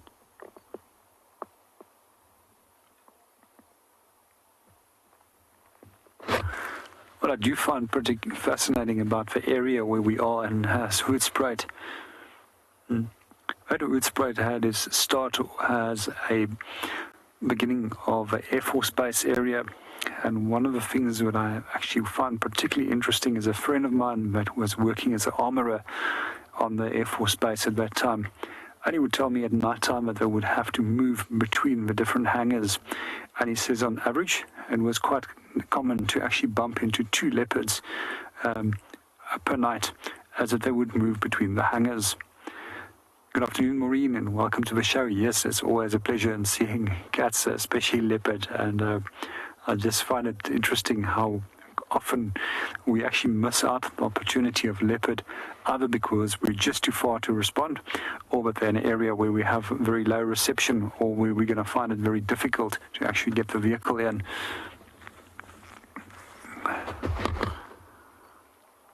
It's also not uncommon to actually find leopard even in certain other residential areas within the town of Hoedspruit. But that's also not uncommon to actually have leopards in even big cities. One of the big cities, or on the fringes of one of the big cities in South Africa where we often have leopard, is both Cape Town as well as Pretoria.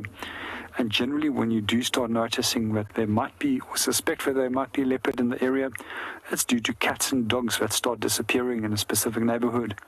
And it's just amazing how quietly they can operate and how they can go totally unseen.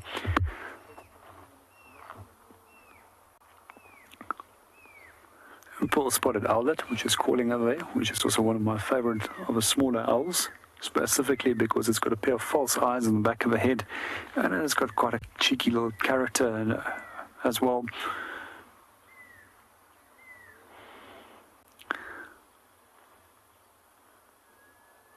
There's a second one that's now calling from a distance as well.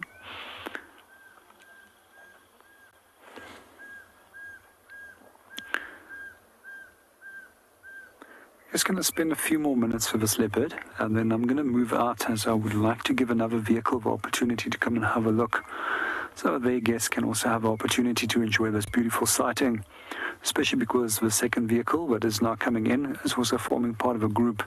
And that's one of the things that you always want to give a courtesy to guides that are working in groups, that they don't lose out on the opportunity that the other guests have the opportunity to see, so that the other guest also has the opportunity to see.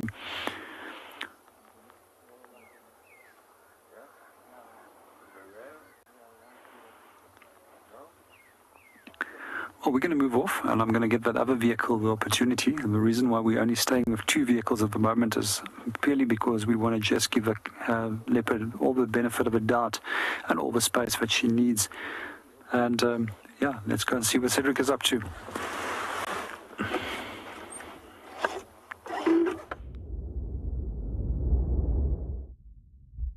Welcome. Spots all over today. It is fantastic. What a day. It's, as I said, never a dull moment. There's always something happening. Of course, Lalamba still resting. There were 2 little cubs moved off into the bushes and busy playing around here somewhere in the thickets.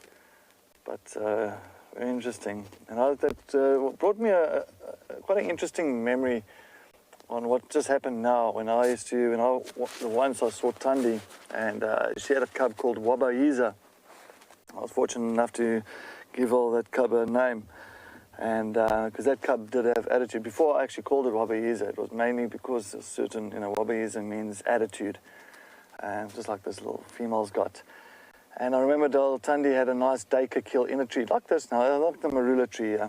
She had a duiker kill up there, and she fed quite a bit on it, and there was like 1 or 2 hyenas lying around, typical hyenas waiting at the bottom for little scraps to fall down. And our little Wabayiza decides to go up into the tree, and just like this little female did earlier, grabbed the kill and try to move it around, and of course he dropped the entire kill down. And as that kill hit the ground, of course those hyenas got a huge fright, and as it Mantwanza Yule just there. Yeah, sorry. And as that kill was about to hit the ground, of course, Thandi came down with speed. And before those hyenas even realized that kill, that it was the kill that hit the ground, Thandi was on that kill, grabbed it, and went back straight up into the tree with immense speed, which was amazing. I mean, I think she didn't care about those hyenas at that point in time. She just wanted to keep that duiker kill to herself, which was absolutely crazy. Yeah.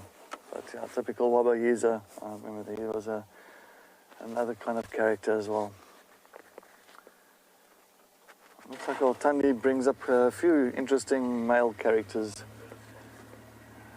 I look at even look at Marips. I mean, Marips is just quite a interesting young male that very funny. I love it when they're still young, like those little young male cubs. I think they're always very curious, and that's when they do really the most stupidest things sometimes, but it's just all the learning curve. I think he realized that he shouldn't, Wabayiza realized he shouldn't do that again. Because of course Thandi wasn't too happy with him.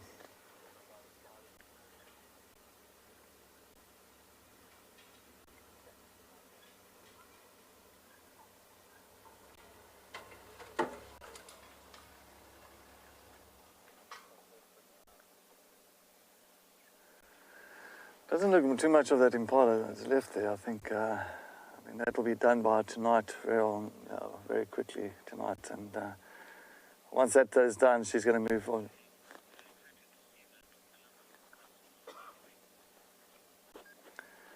Of course, she's going to definitely move off from this area once they finish with that kill, and then take the cubs away from this area that's, of course, got the scent of a carcass.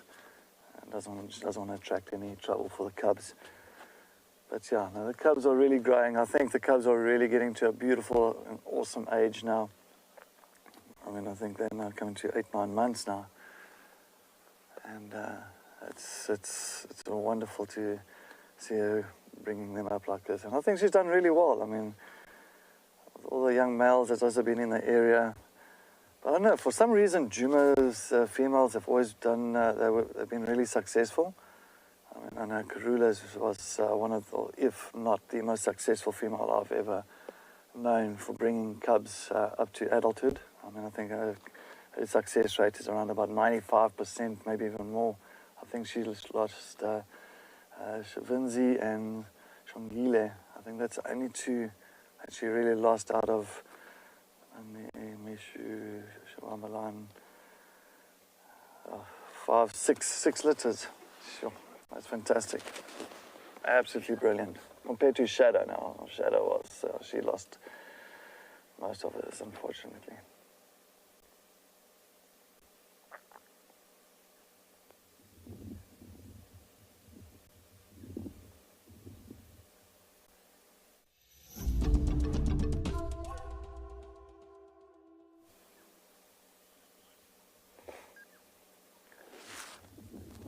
As you can see, little Amma just checking where little ones are. They're busy playing in the thickets around here somewhere.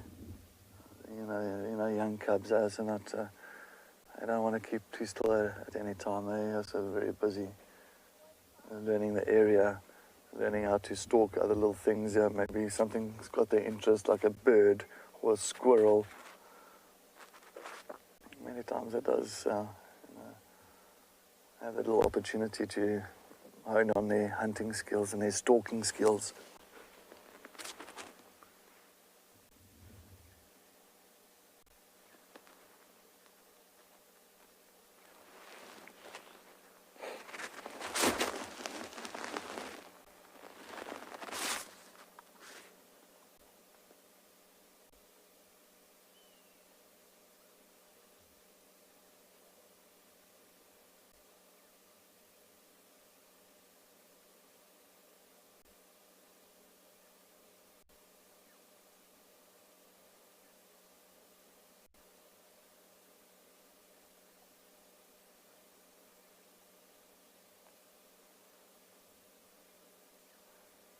Really painting really quickly as well. Many times you'll find leopards and lions when they do eat, painting like that and breathing so quickly is it just digests the protein much quicker and actually speeds up the metabolism. A little bit more England track.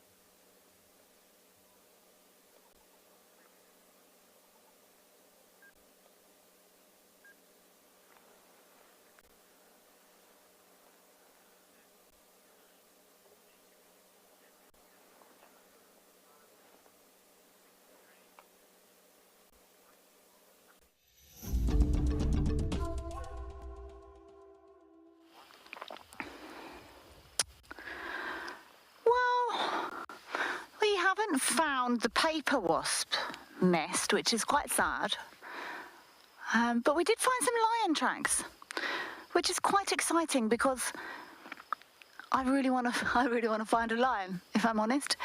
I'm not sure if you can see them. I've put a line at the front and a line at the back here, but we've got toe, toe, toe, toe, and a back pad, and toe, toe, toe, toe, and a back pad. And they're going straight down this drainage line. So that's where we're going to go as well, I guess. I can only see one set of tracks. And it looks like it was maybe during the rain when this sand was quite soft. But they're in the last day. And I can see them going straight across this sand. I'm at Spaghetti Junction, and I was going to go wandering around in the sand, but I've thought better of it, and I'm going to drive down into the sand, if I'm honest. I can see the tracks have gone through this drainage line, and I will tell you why I'm going to drive down into the sand. I have a story. My ex-tracker, Noel, brilliant tracker, and we were tracking lions one morning in a very similar sort of area, actually. And what will normally happen is we will drop our trackers and they will split up. We'll give them a radio and they will loop around, and normally they know when they're going to find. And I said, you going to find them? No, he said, just going to find them. And it was an area almost similar, like almost identical to this. And he walked into a drainage line and a little hillock very similar to his here, and all of a sudden he flew out from behind this little hill thing with these big eyes, and he said, "I found the lions," and there was actually a lioness sort of 3 or 4 meters from him, and as he walked around the corner, she stood up, and yeah, so that's why I'm driving. Oh, Rusty, please, come on. Be nice. There you go. You're just teasing me, car. So yeah, no paper wasp nest. Okay, we've got some fast 5 questions. Let's do fast 5 while we track lions.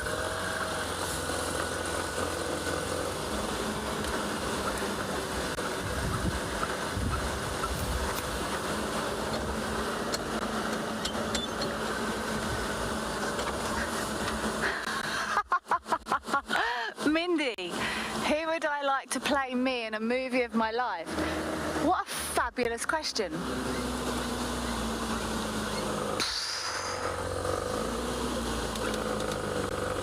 Wow, what a brilliant question. I don't know the answer to that.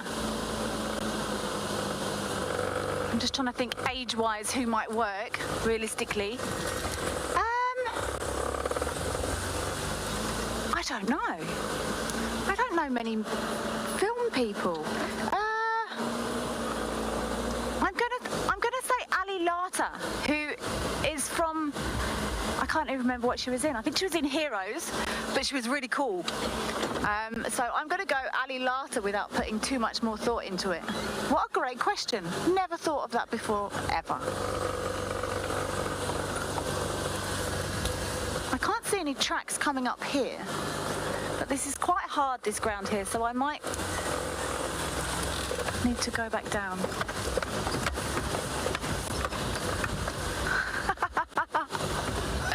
JD, do I miss the cold and wet weather of England? No, I don't even miss the cold and wet weather of this morning, let alone of England. No, that was an easy one. And it gets cold here. If we ever do fancy having a snuggle down under some duvets, in the winter it gets quite chilly. So we get that nice cold, but when it's cold, it's dry, which works much better for me.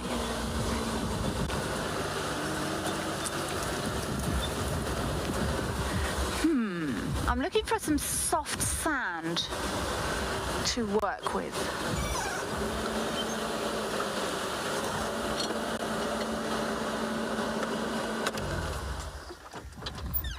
Kimberly, can I count it? Oh, no, wait. I think I once saw a golden eagle in England. But can we class owls as birds of prey? Can I have an owl, Craig, as a bird of prey? Yeah, go for it. Is that all right? I've seen a Pell's fishing owl. Craig said it's fine to have an owl. I saw a Pell's fishing owl in Malawi, which was very, very exciting. This grass is quite long. I'm a bit dubious. I'm going to have a walk around here while I finish answering these questions and hope that we don't do a Steve and no one stands up in the grass, because I can't see where these tracks went. But we can keep doing questions while I walk.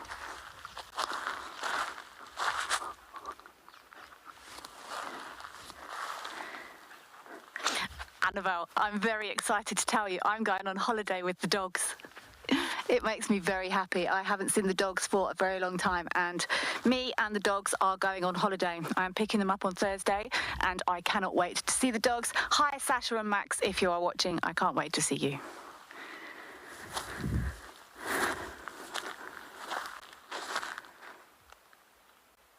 I also can't see any tracks here.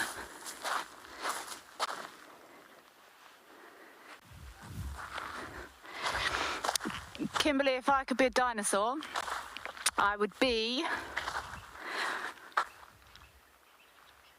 a diplodocus or diplodocus, depending on what strain of thought you come from, because they're just nice and chilled. They're just like, go around, they're really big, so not much eats them, eating the grass, not too much violence. I would be a diplodocus or a diplodocus. Can't believe I'm trying to track lions while talking about what dinosaur I'd like to be. That's how accidents happen. I can't see any lion tracks here. I'm going to go around the corner a bit.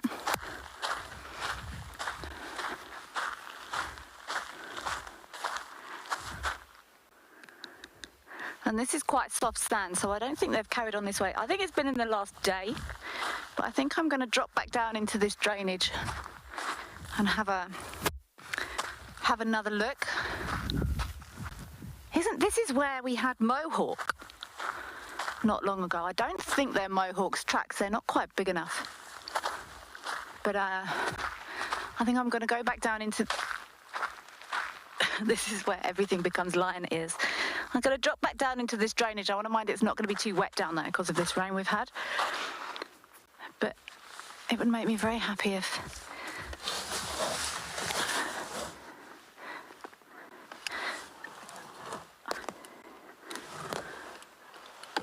Okay. I'm going to send you back to JP, who's over in Pridelands, and I'm going to continue to hang around here and see if we can work this out.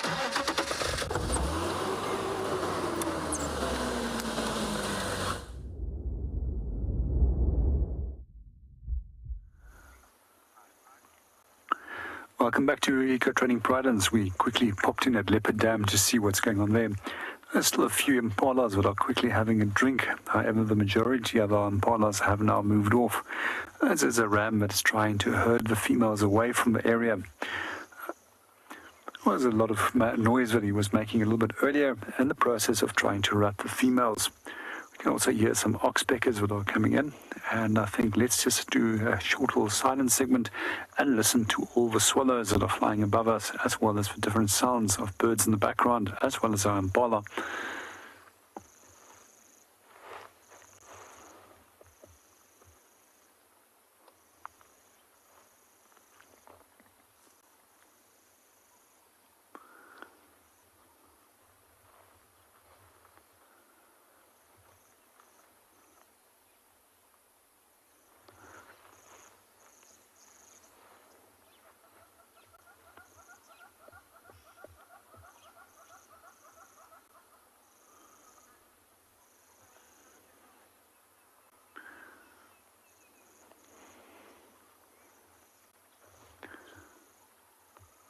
Well, we're going to hang around here for a little bit longer and see what happens, as it seems that there's more and more animals that are coming in for a quick last drink.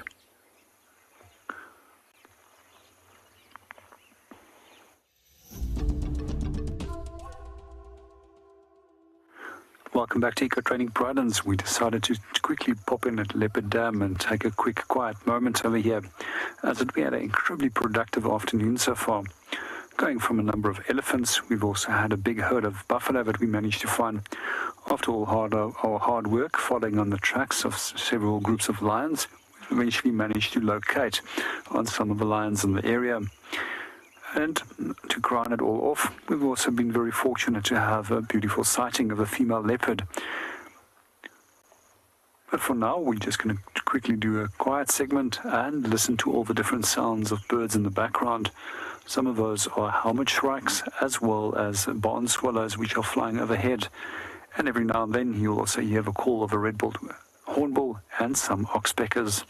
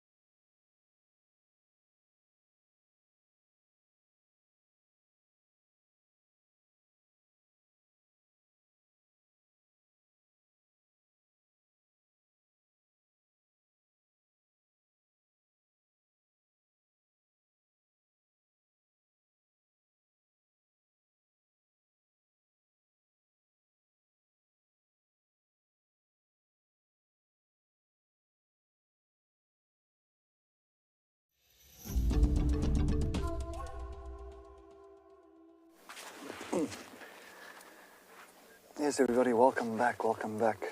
We are still sitting here with the Tlalamba and the two cubs.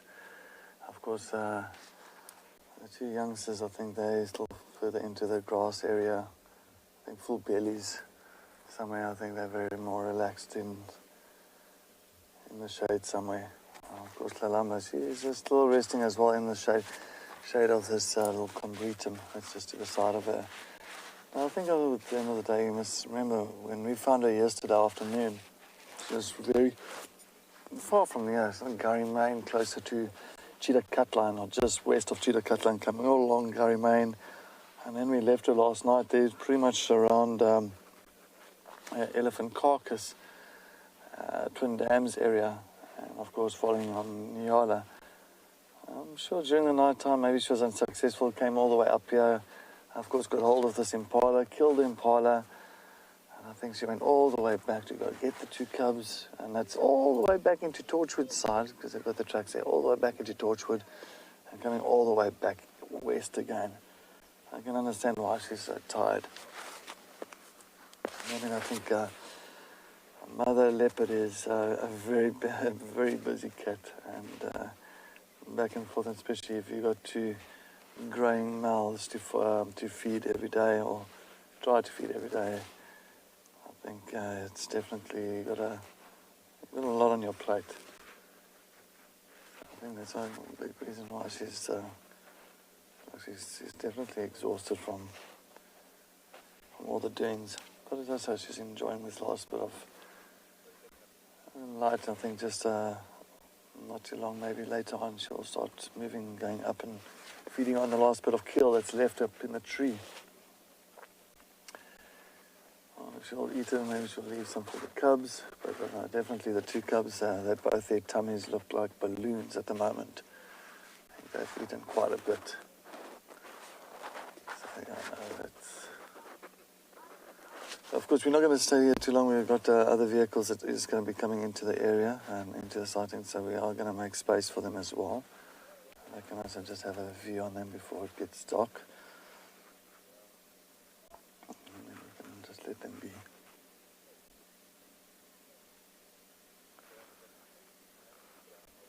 So panting or breathing very quickly just to speed up that metabolism, to digest that protein quicker. Once they can digest it quicker, they can actually, and also just regulate the heat, the body heat. And they can, of course, eat again and feed as much as possible. And then, of course, you can move. Same as lions as well. Unfortunately, if they take too long on a kill in one spot, you'll find they are territorial, so they don't want to hang around with a big impala kill for a week, and all of a sudden, other leopards or another female comes into Tlalamba's territory and starts thinking that she's not here anymore and she hasn't been scent marking, so she needs to move again as soon as possible. And of course, she still also has to take the cubs to another area for safety. So it just shows you once again, she's also got that in mind as well. So she can't hang around here for too long before she needs to move on.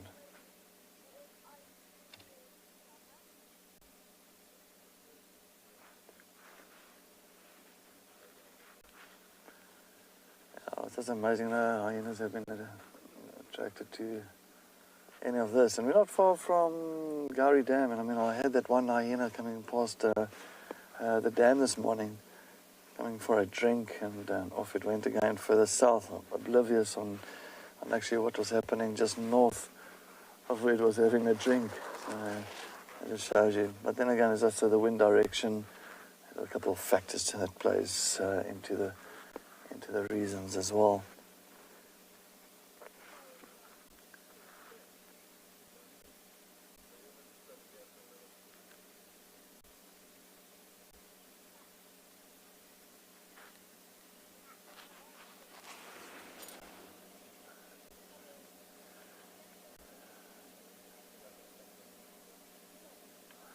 Right, we want to see there's another vehicle that's going to come in here.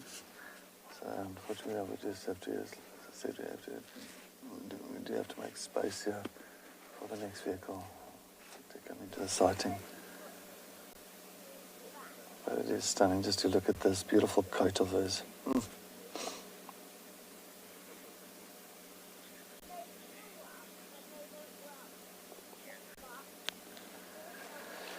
Yo, Bianca, good afternoon. Thank you for joining us. Which leopard do you think I was closest to?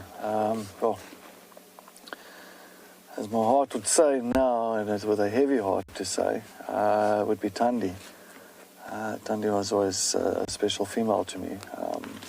As I said, when I started in 2010, it was the first leopard I saw in the northern Sabi Sands, and I've had fantastic sightings with her, and I've witnessed a lot of her bringing up, and I think it was special. So she was really special to me. So yeah, Tundi was, but of course we all move on. But definitely Tlalamba's also got a beautiful soul, it seems, as well. She seems like she's also very relaxed and also quite a good mom as well. So it's nice to see. Look, Kruger, I know Kruger very well, but I think I just know Tundi a little bit better compared to Kruger, due to the fact of where we were traversing at that time in the northern sands. I got to see Kruger way more. So yeah, I definitely grew a special bond with her, and that's the thing. And I felt, yeah. Anyway, yeah, so Tlalamba, definitely, I love Tlalamba. I think she's absolutely awesome. Oh yeah, and Mbilu. She was also a pretty female. She was a female in the west there towards Arethusa Shirley's. That's a beautiful little female leopard. She always hung around one of the dams called Big Dam. And I remember she always used to play, even with a butterfly. She would be lying exactly like Tlalamba is lying now. And maybe a butterfly or some stupid little insect coming past her, and she would be like absolutely amused by it, and she would actually like swipe at it, and it seemed like it was like a toy to her. And and Billy was very, very special. But yeah, unfortunately, she was also killed by the Chalala Pride when she was just about 3.5 years old. But yeah, they're all special. Everyone was. I love leopards. They're all special. They've all got their own uniqueness about them and characters, and they're just absolutely gorgeous, pretty animals. So yeah, all of them. Beautiful. I love all of them.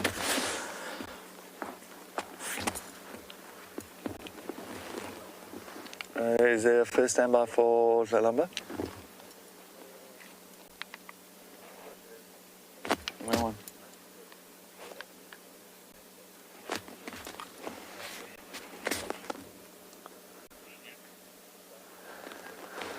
Sina, good afternoon. Have I ever mistaken tracks? Tracks of mistaken tracks?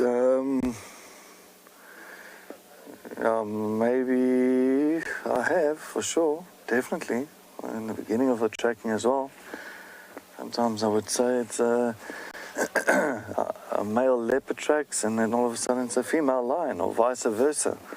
So yes, no, definitely I've made mistakes with tracks. Coming to the individual itself, oh, definitely. I'll never believe when I see tracks coming in that area. I would say possibly it could be Tlalamba's tracks, if I see female leopard tracks on the side, but it could be Kara's tracks, it could be other female leopard track coming through, Nsele. So, I don't believe that I would put a name on a track and be certain about that individual. But I'll give pretty much a rough estimate in the area I am in, and if it's a female leopard, it could be this one or it could be that one. Of course, if I'm here now, I won't say it could be Sibui's tracks or Kushava's tracks, because they're not close to those territories at all in this area. So yeah, but other than that, when it comes to leopard lions, with female lions, of course, male lion tracks are way bigger. I mean, I don't think you get a male leopard tracks that's even close to a male lion tracks. If you get that mistaken, then I'd love to see that male leopard's paws. You'll be wearing like what's his name, like goofy shoes, and those big shoes, but in a lion form. No, what's it not Goofy? Pluto. Is it Pluto or Goofy? Oh, it's one of those characters, those cartoon characters. Those big shoes. I think it's Pluto. Yeah,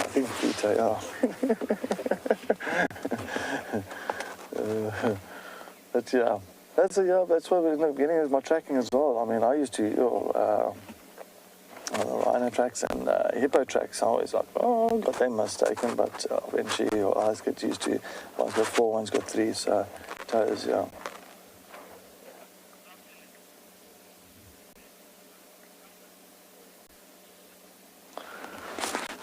Susan, good afternoon. After the cubs have been moved, do they still suckle for? I don't know if they still suckle for something.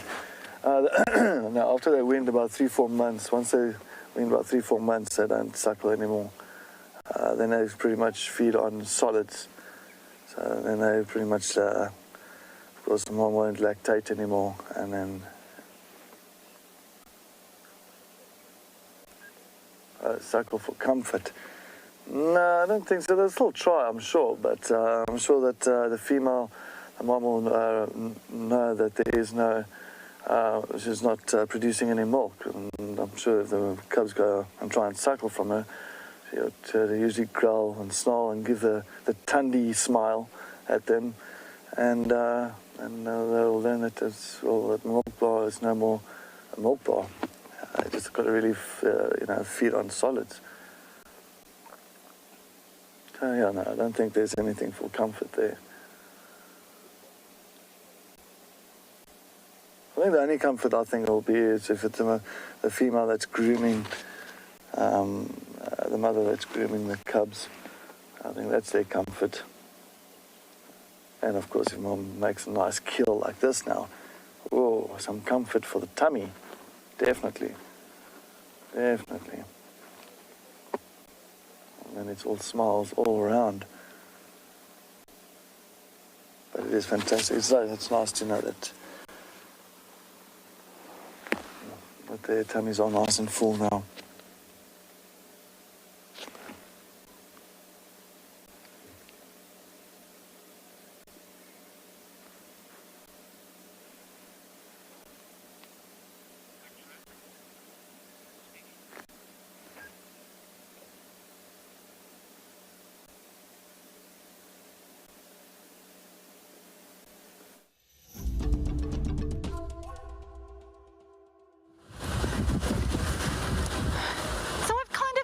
On those lion tracks, I've had a good look around and I can't see anything else, so I think I'm just gonna scoot around to the dams.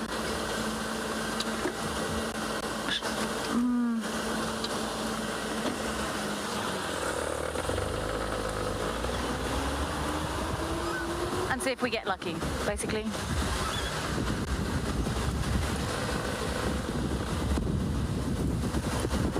There are any lions, this could be about the sort of time, I give up, it could be about the sort of time they move, but they also move during the day, so I'm just gonna try and use my lion spidey senses.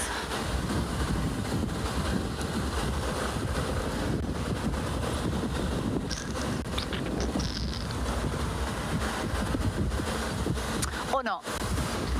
I'm just gonna go to the dams because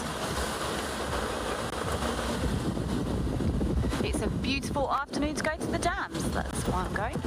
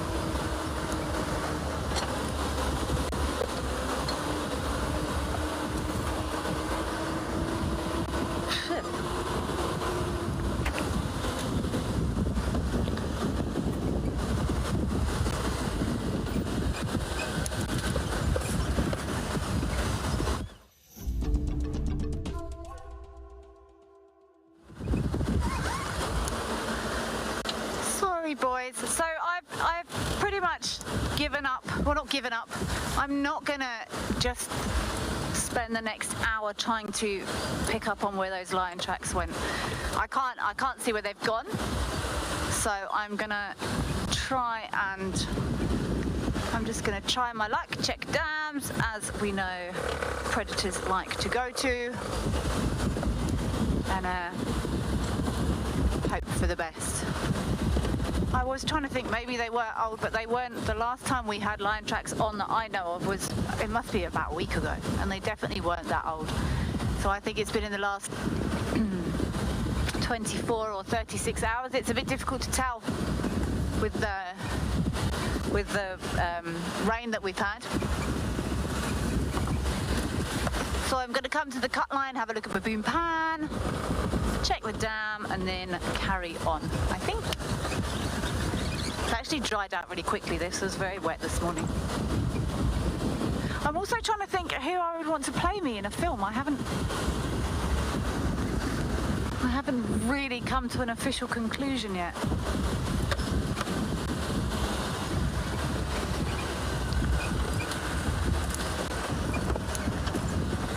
I'm trying to think of that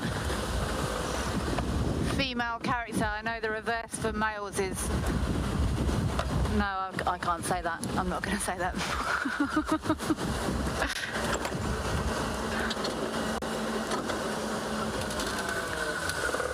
What's my least favourite thing about the bush? Not knowing everything and not understanding everything. I find it very frustrating, but it's also what keeps me coming back, is you never run out of surprises. I think I'm going to go Twin Dams, actually. I want to check this little bit of this cut line. Like I said, there were rumours of lions to the south here, so maybe they've come back in, but I'm going to check this cut line. I'm going to go to Treehouse Dam, and then I'm going to start going back north. But yeah, Kelly, my least favourite thing is not knowing everything. But that is also my least favourite and my most favourite thing, I guess.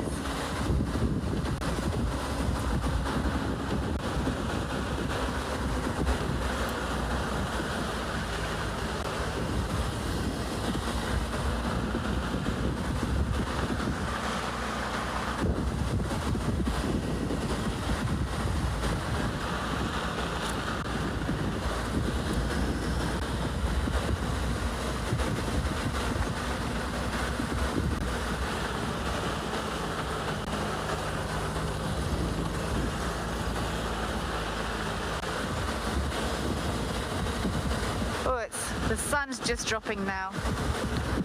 It's going to be pretty.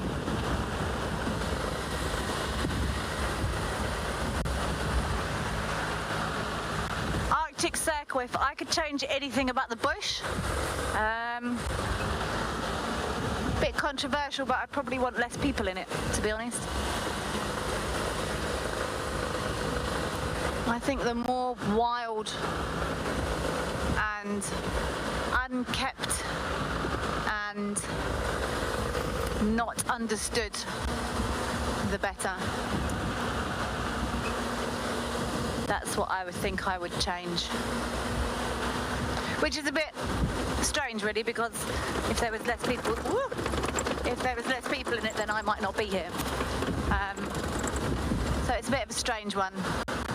But I think the bush should stay as wild as possible.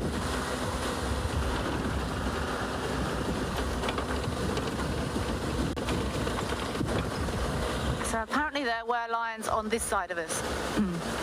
So I'm doing the lost lion lean out this side on the off chance that any lions have come this way. Because you just never know. Oh, how lovely we got to spend so much time with Talumbra and her little ones. Such a special cat. Craig has just seen fresh leopard tracks going the other way, and I trust him implicitly.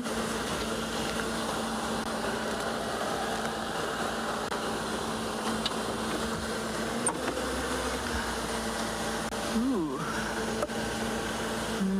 teetering on the edge there, aren't they? So there are fresh leopard tracks here.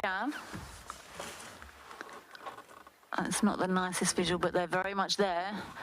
This is also after the rain has stopped, but they're teetering a little bit close to the southern side for my liking. Oh, no, hold on, they cross. I can see them on that middle maniki there. Let's have a quick look. Let's turn and have a quick look. My other really loose idea for coming this way is this is where we had maribs the other day.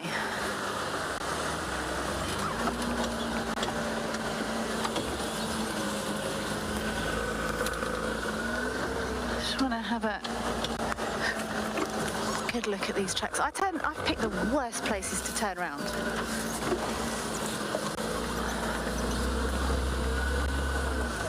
You watch, I'll be the first person to get stuck on Gary Main.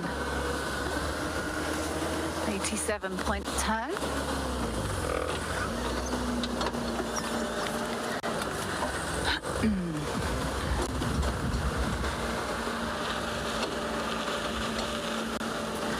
Dunk, dunk, dunk, dunk, dunk, dunk.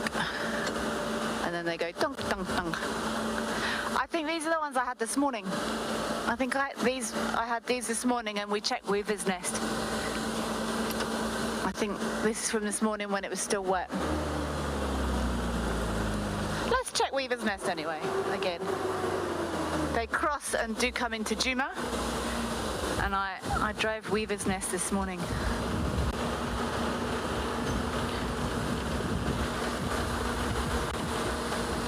Let's drive it again. Oh, look at those pretty purple clouds over there. The sun is just about down now, but the colours in those clouds are very pretty.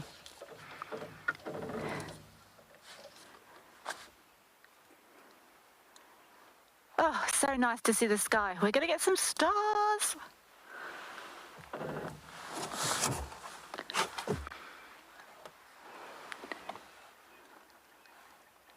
And a nice artistic dead tree as well.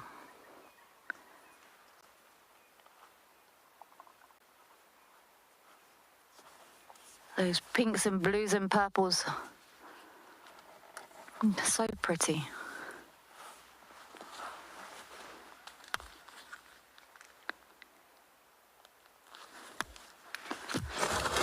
Alrighty, let's go Weaver's Nest and see. Yeah, I think I did take Weaver's Nest this morning, and then I got distracted by Talumba. It's very easy for one to get distracted by Talumba.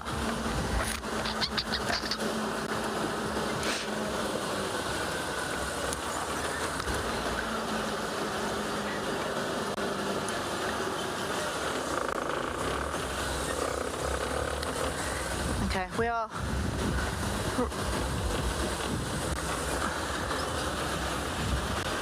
I'm going to carry on along Weaver's Nest. We will see what comes and enjoy whatever that may be. I'm going to send you over to Cedric, who is still with Talumba.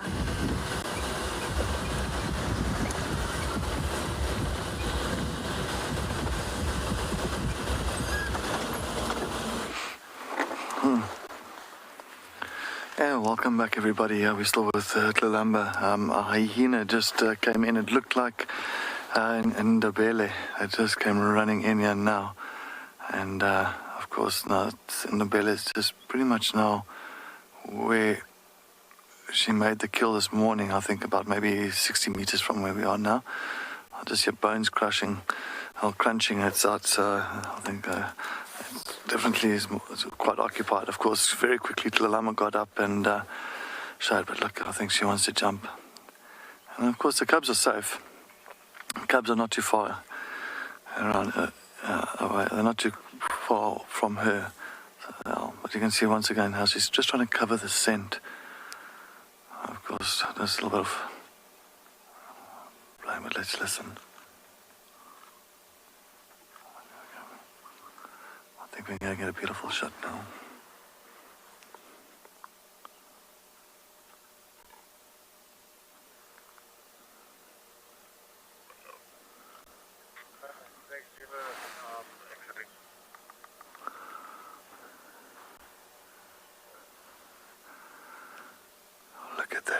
look at that. Oh my word.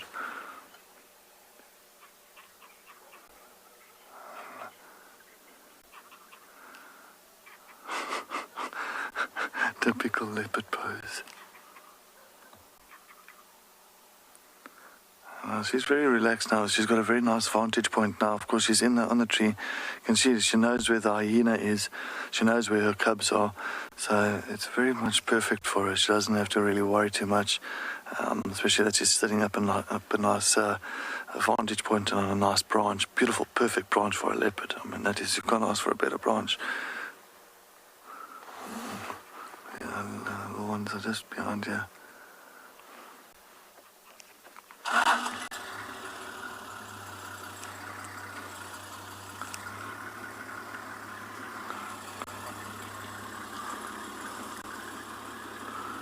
Sorry about the vehicle. Hima there.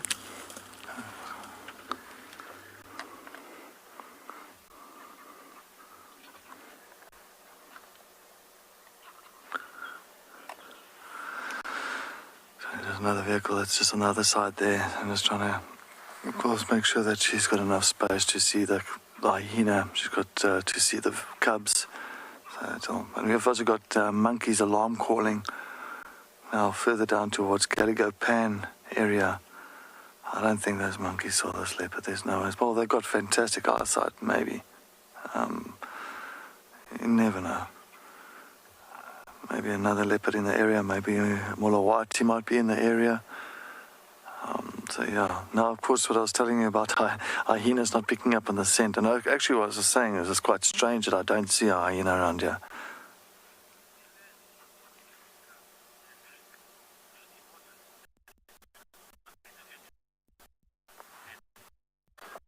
I think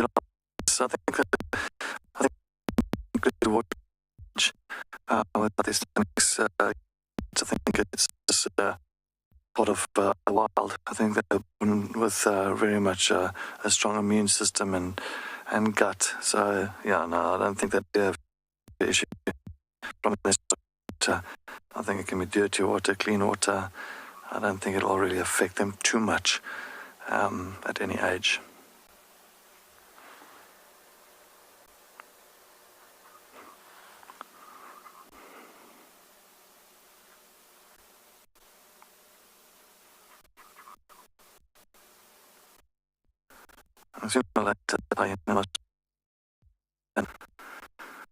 Of course, she's got a last little bit of impala, the remains of the impala that's stashed up in this marula tree now, where she's lying in.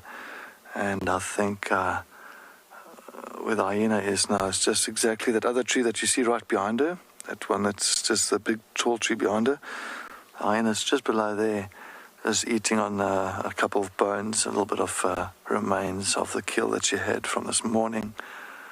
I'm sure that hyena is going to go through that very quickly and end up picking up on the scent. Or for her, I think that hyena is going to follow where she went up, just to make sure there's no other scraps that's lying around where she's got the kill up there.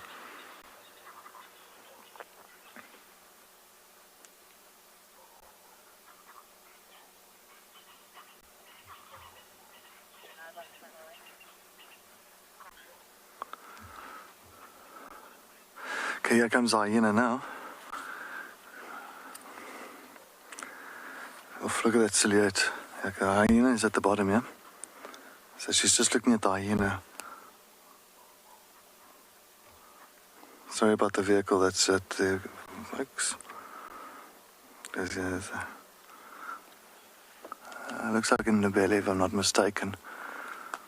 I'm chewing on a bit of piece of that's just fallen here.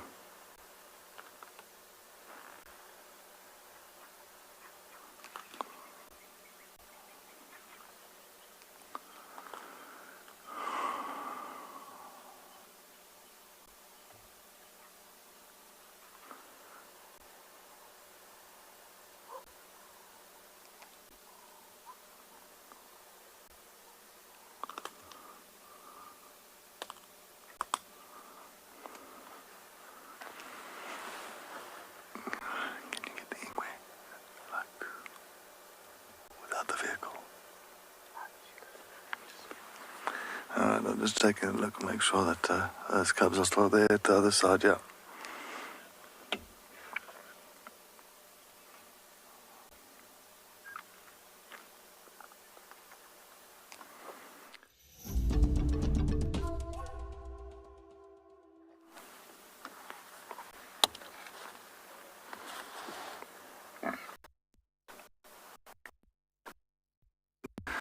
Definitely something went down the road.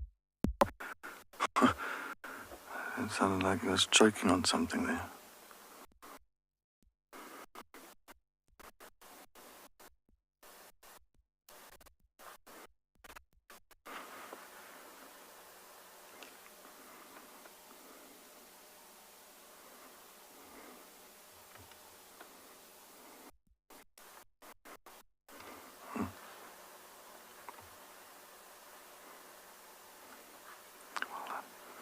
Beautiful, look at that. With that sunset behind it. What a colour. I wish I can just take a photo of that. Ding. Take it with my eyes. Ding.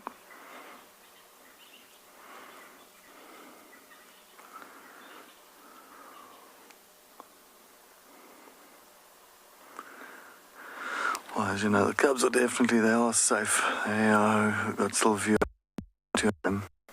They're definitely still away from what she's not too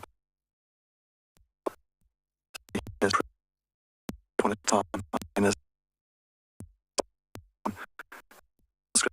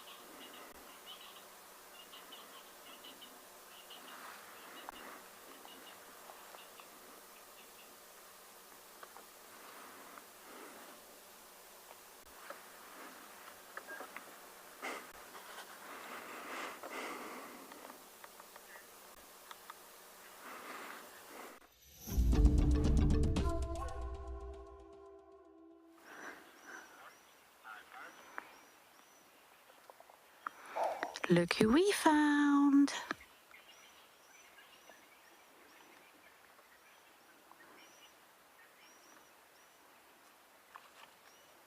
Oh. I'm not too sure which hyena this is, but it's suddenly become very nervous. So we could have someone else. Oh, there's two little ones.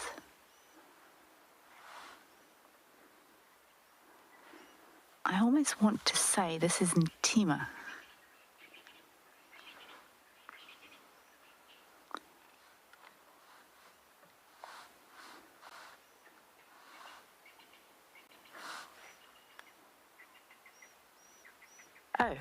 Oh, there's another one. There's three little ones. So what did we work out here?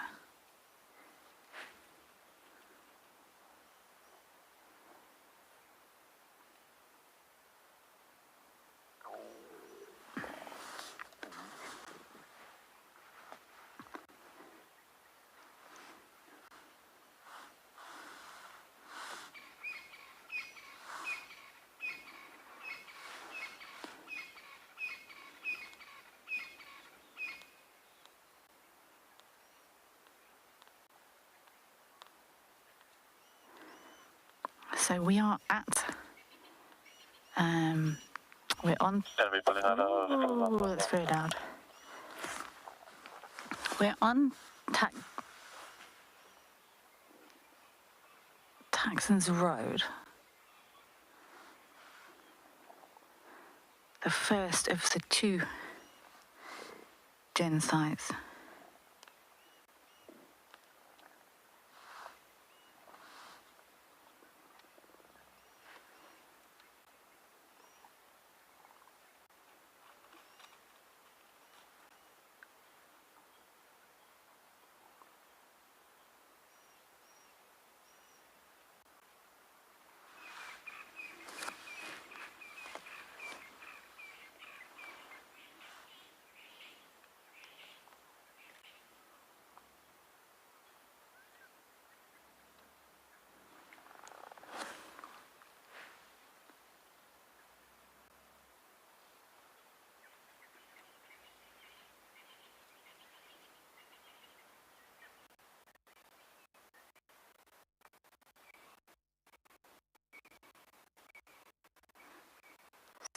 got 3 small cubs. So Heart has got the older cubs. Ribbon has got the other 2 bigger cubs. And then we're left with Corky and Antima with the small cubs.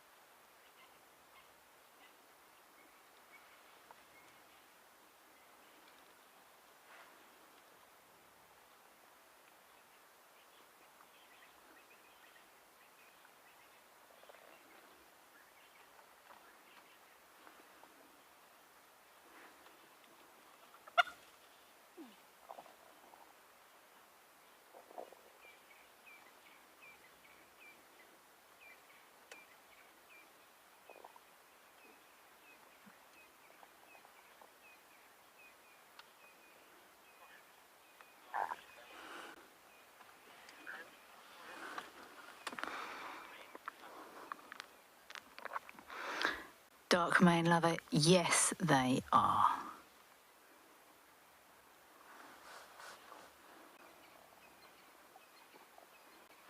So adorable, all 3. But look, so there's 3 cubs out here, and she's still got her nose down that hole.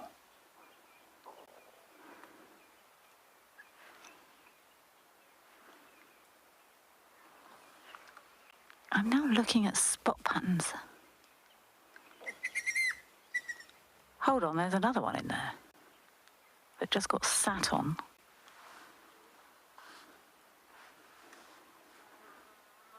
So that's now... They're playing with sticks. That sounded like a small one that got sat on, and that's going to take us up to... Oh, I've lost track. All assistance welcomed, please. That sounds like... So it now looks like there's 3 of these young ones. And something else just squeaked.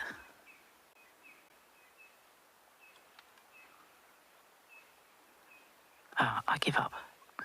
Let's just appreciate these these cheeky little things.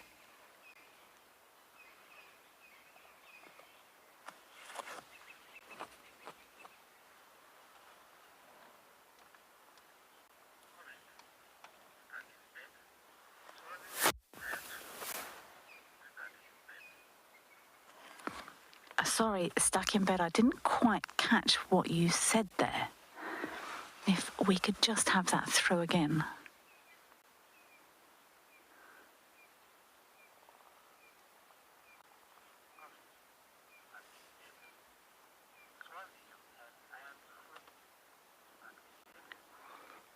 Stuck in Bed, is this Swazi here then?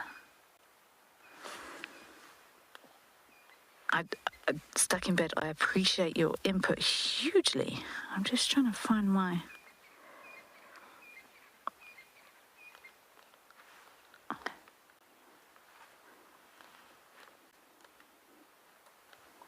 I know Swazi's got something on his nose.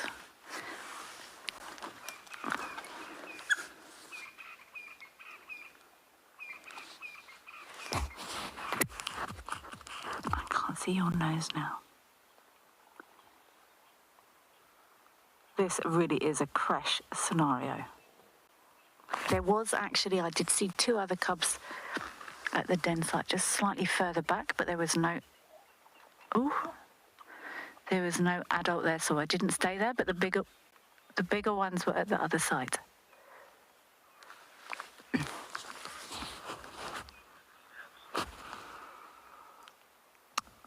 Thank you so much, everyone, for your input on Swazi. I know Swazi had a bit of pigmentation on his nose.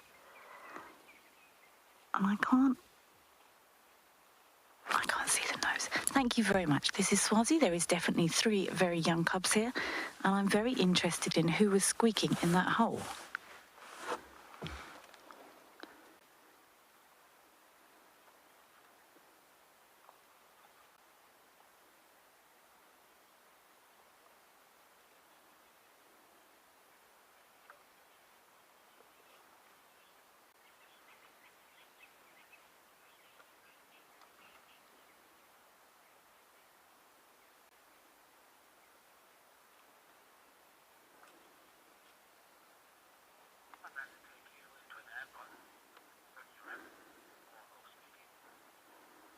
I'm just going to stay here and enjoy these gorgeous little cubs.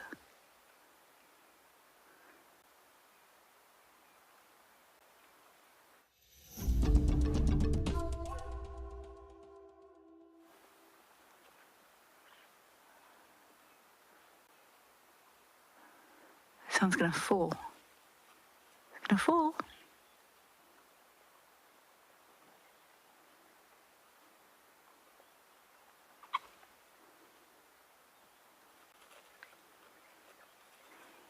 Okay, now you're not. Ooh.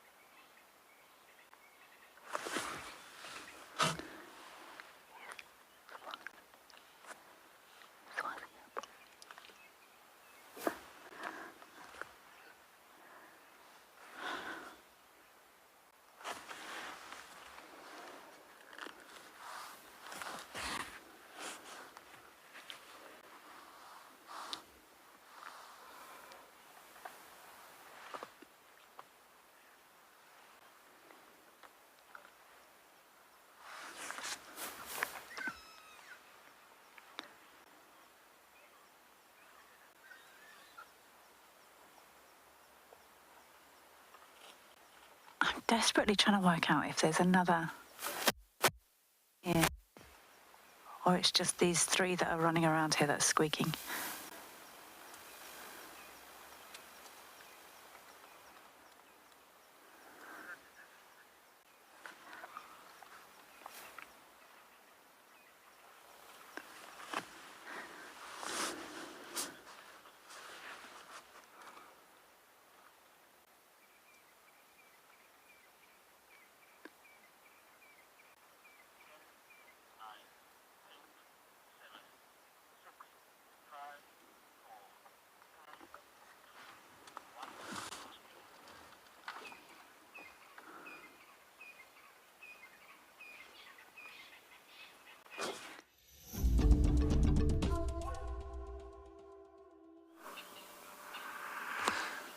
Welcome back. Yeah, as you can see, we've got an Ndebele, a young female hyena that's just sitting, well, pretty much at the bottom of the tree.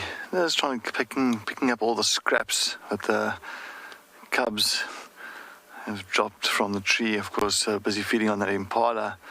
You can see just a little bit of bone fragments. Of course, maybe a little bit of meat here and there, if the hyena's lucky. But yeah, and of course, Tlalamba just really resting above where the hyena is now.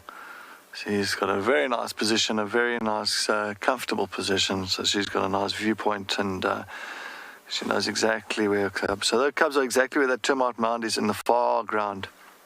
Her cubs are there. That's exactly where the cubs are. So they are safe that side. They haven't had any issues.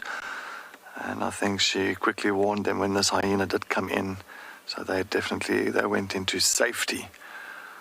So good on them. Good on them. I think the cubs now at this point in time, they've really learnt on not to really kind of mess too much with a hyena, stay in a safe distance from a hyena. And I think Tlalamba, the mother itself, I think she's definitely taught them quite well. So this is of course not the second or third encounter. I'm sure they've had numerous encounters with hyenas now at this age. So they know exactly what to do and where to go. So yeah, and it's just all Ndebele as well. So Ndebele is just more interested in the food than anything else.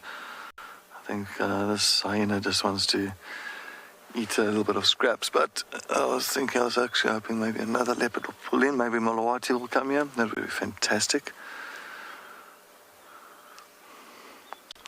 Of course, the sun is slowly but surely setting now behind the Drakensberg mountain range.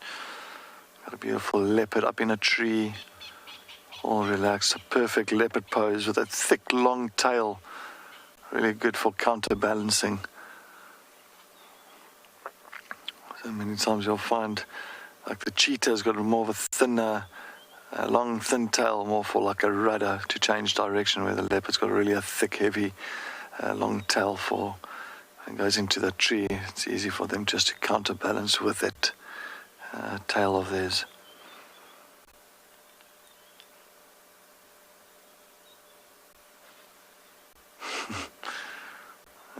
He's just watching down.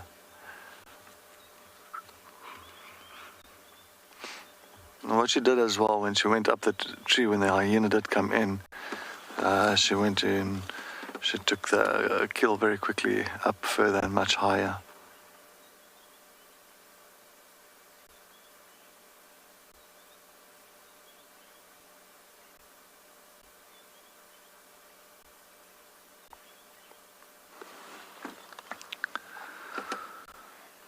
One of us wasn't in the belly that I saw this morning that went to go and drink there. Typical hyena now will actually go doing what hyenas do best. They are also pretty much specialists at the patient game. So of course, just waiting right at the bottom of the lumber.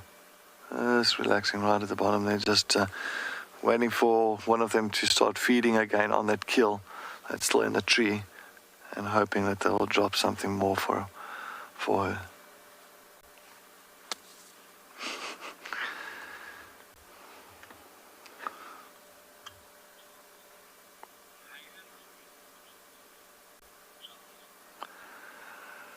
Charles, good afternoon, good evening.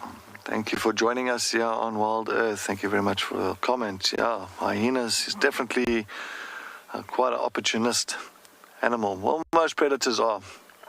More so, I think a leopard is also very opportunistic, but definitely hyenas as a scavenger, or half scavenger, half hunter. Yeah, they'll definitely take any opportunity that there is, where there is food around, to grab it and eat. And especially in the belly, she's still a good old four and a half year old female hyena. So she's also starting to just enjoy a little bit of going out and starting to really build her body up. She is a small hyena. She's not the largest of the hyenas. Apparently she was, when in the belly, the hyena itself, it's sitting here now. When she was younger, her male cub was larger than she was, which is very weird, because it's usually the female that becomes larger than the male. And also Ndebele went missing for a while as well. Well, not for a while, but nobody saw Ndebele when she was a cub for about a month. And everyone thought, a lot of people assumed she was dead. And then someone saw her and she looked a little bit thin and not well. And looks like she pulled through. So big ups to this female hyena that did so well. I'm happy that she's also getting a couple of nice little scraps around here for the afternoon.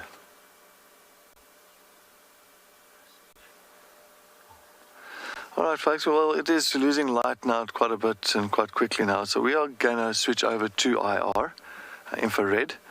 So, because we do not spotlight our animals around this side. As Wild Earth, we've got the luxury of the infrared. And we rather keep them in the natural light for themselves. Not saying that the spotlights, I know that spotlights, I mean, I worked at lodges. It's just, if you've got the infrared facility, definitely it's way better.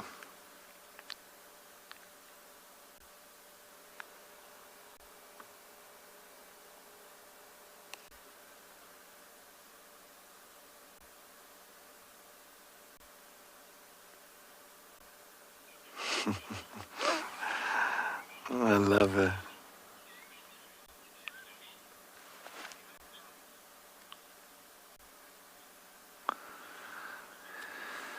Oh, Matriarch Wannabe, good afternoon or good evening. Yes, if leopards had a chance to scavenge, would they? Definitely.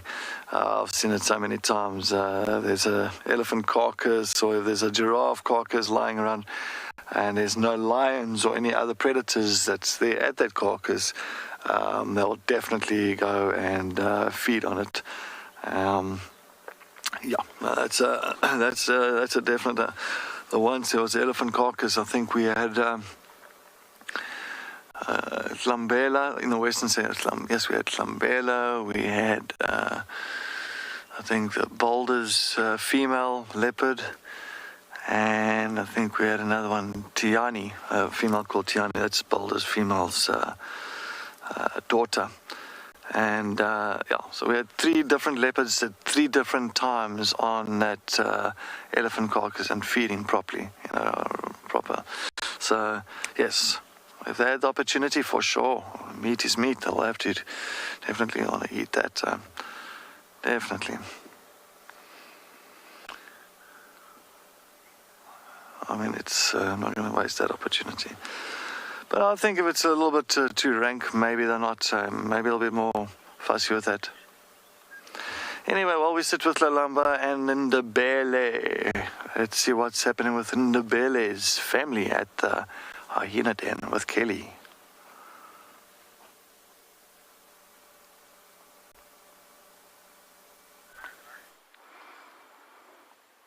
How fun. Ooh. I was just going to say, how fantastic, Cedric, but we've just very much had movement here.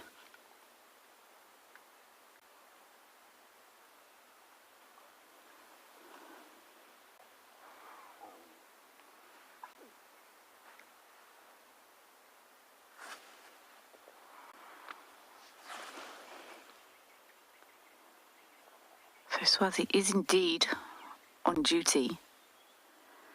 And those 3 little cubbies have just bolted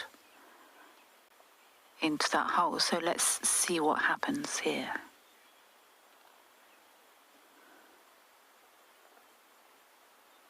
So we are completely in infrared now. I don't have any lights on so as not to disrupt anything here in any way.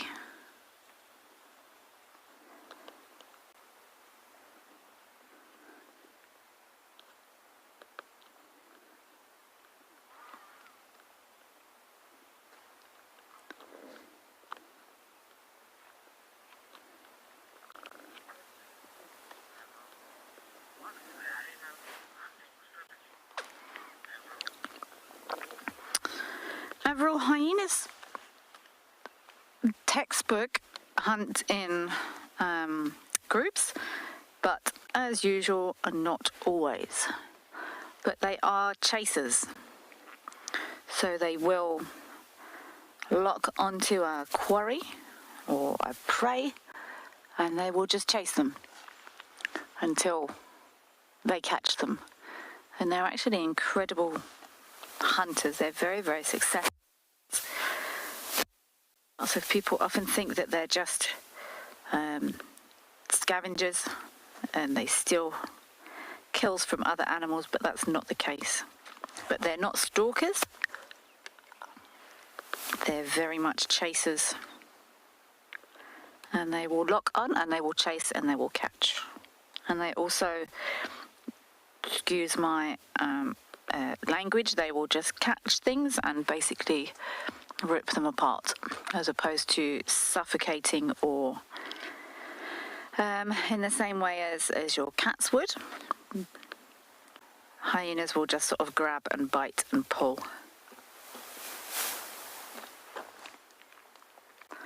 So it seems like, what's going on in there?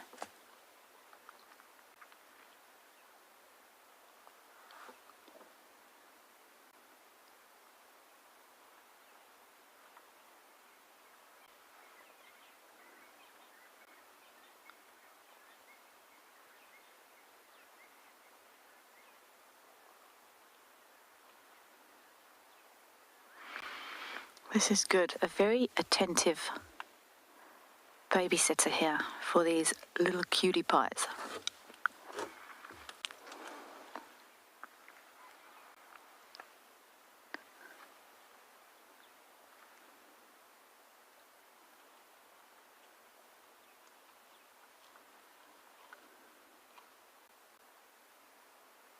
Bit of a scratch. You can see there's one of these little ones, he's playing with a big stick down there.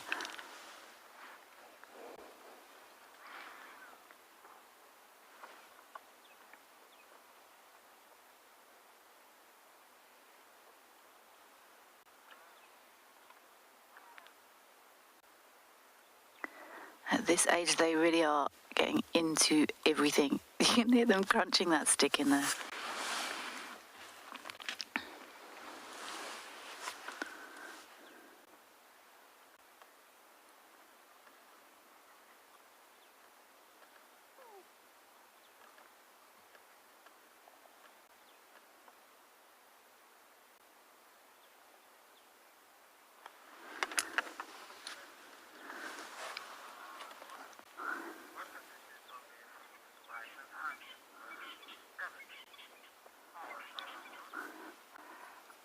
Lorimer, it depends on where they are.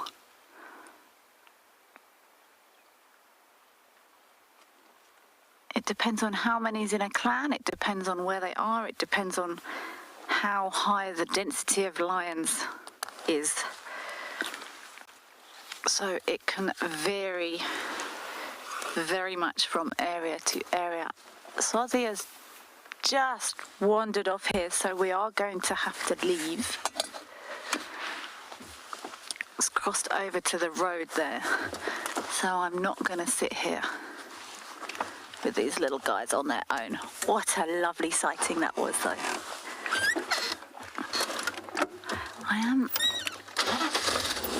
It does feel to me like there is a scent or something going on here. Just going to see if I don't actually know if I can get out this way. I don't think I can.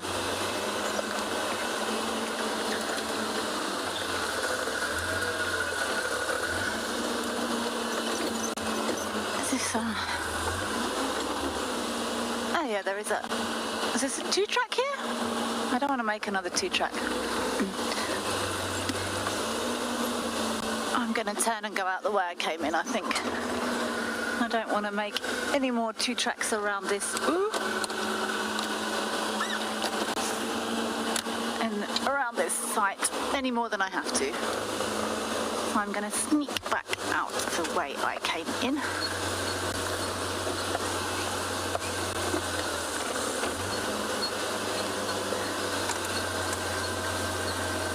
What a fabulous sighting.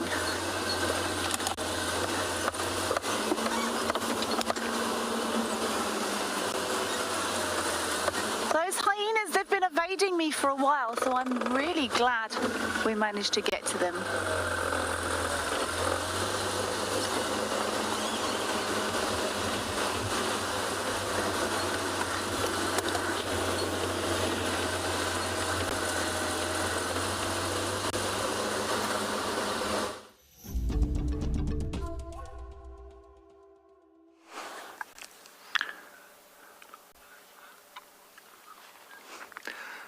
Welcome back. We're just sitting here with old Tlalamba, still resting up in this nice big marula tree.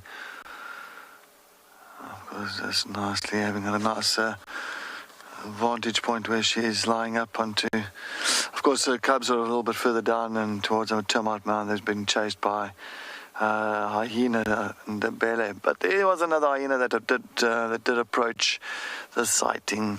It was all June, floppy ear June. So she also approached the sighting now. And the belly. Okay, past me here.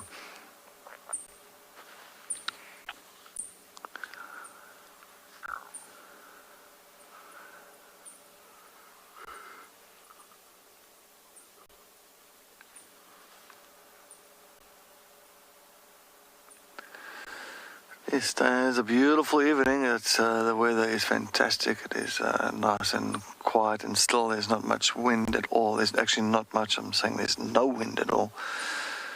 So it is a very, very still evening.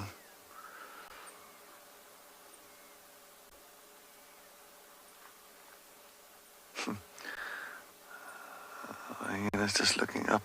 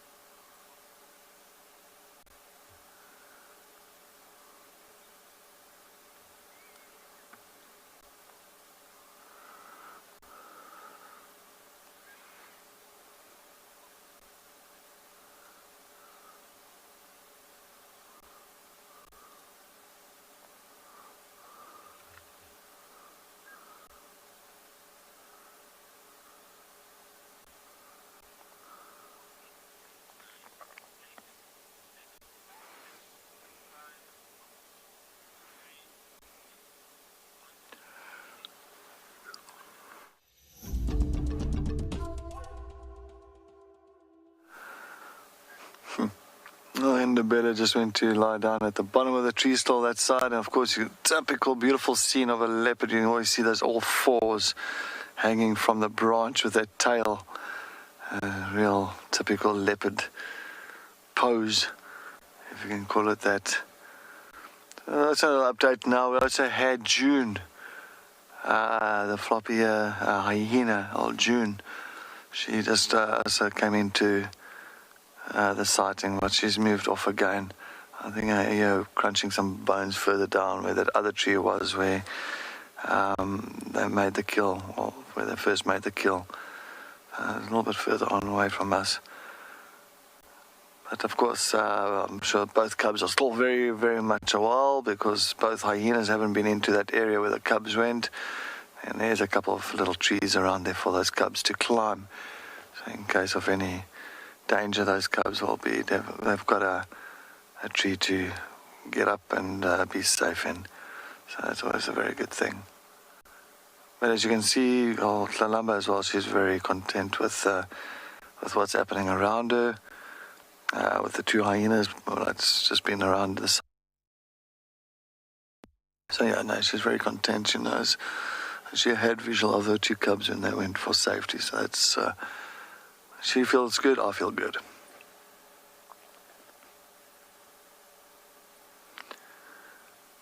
But yes, I wonder when she did, as I said, she did take some of the kill, or the rest of the kill up further up into the tree.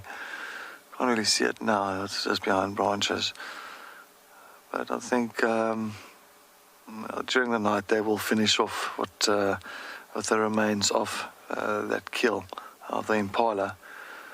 And I'm sure they'll move out here from tomorrow morning. I'm sure they won't be, but you never know. Maybe they just decide not to eat for the whole night and rather rest. Maybe wait for these hyenas to disappear and move off again, and then take opportunity. Hey, girl. Yes.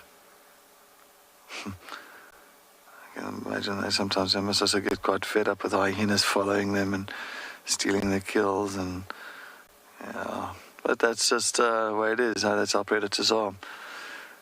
And I've seen it as well with the leopards actually eating on and kind of trying to cut a leg off. So they'll chew on a leg, like right on top of a leg, and it'll be hanging by like a little thread, and they'll try and chew that last little bit off to actually drop a leg, just to kind of get rid of the hyenas from it.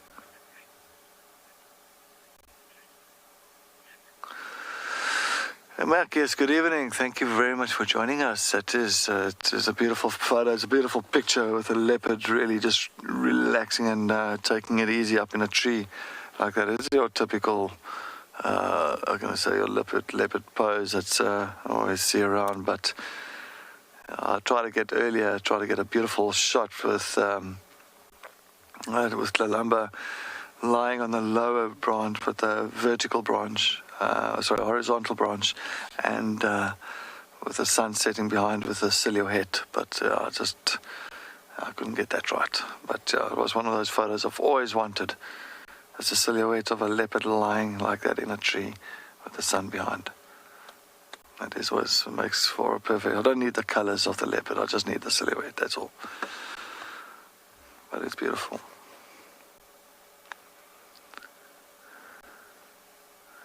Well, it's magic. I'm glad all this old Kelly has got her hyenas and they were very active that side. That's fantastic.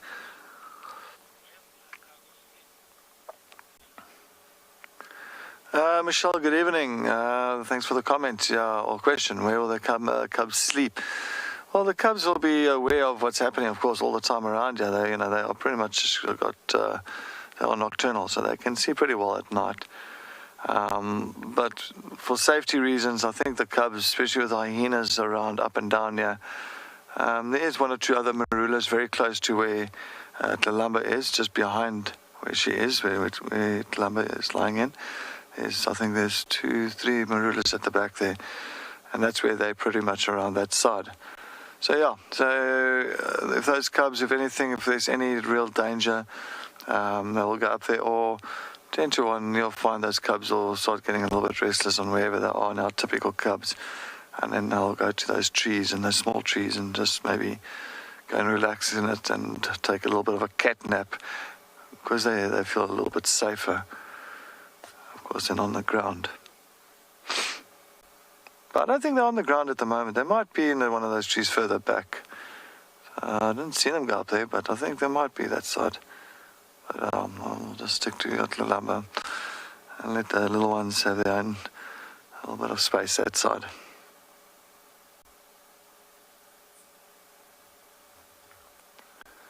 But yeah, even on hot days, you'll find, even if they don't have kills and all that, you'll find leopards, they love trees. They've got a very nice vantage point, first of all. And second of all, when it's really hot, sometimes up there you'll get a bit of like a breeze that comes through. And it's nice and cool, and cools them a little bit down. And as well for kills, like tonight, so they'll take a kill up into a tree and keep it out of reaches of hyenas and lions.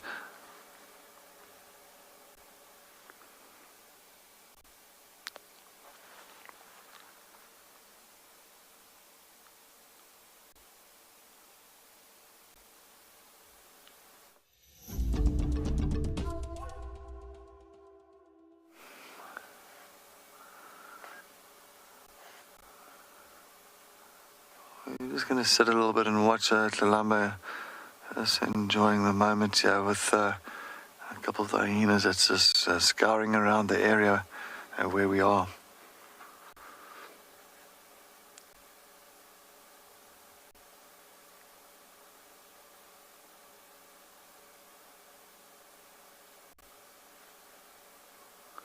And please don't change channel because you think the picture is frozen. Just myself enjoying a little bit of silence and enjoying the natural noises.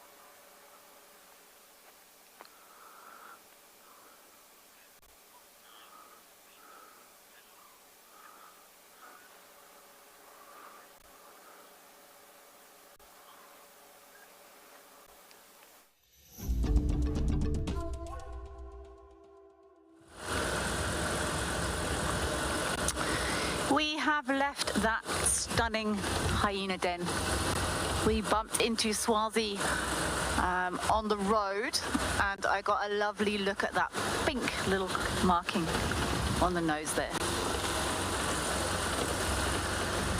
And I would quite like either an owl or a chameleon.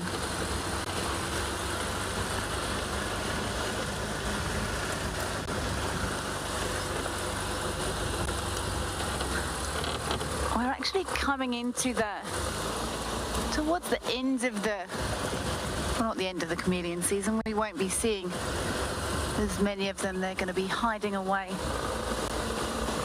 I definitely think the chameleon is one of my favorite reptiles. I love the way they move with those little, that's it, those little grabby hands. And they always look like they're considering something very, very carefully.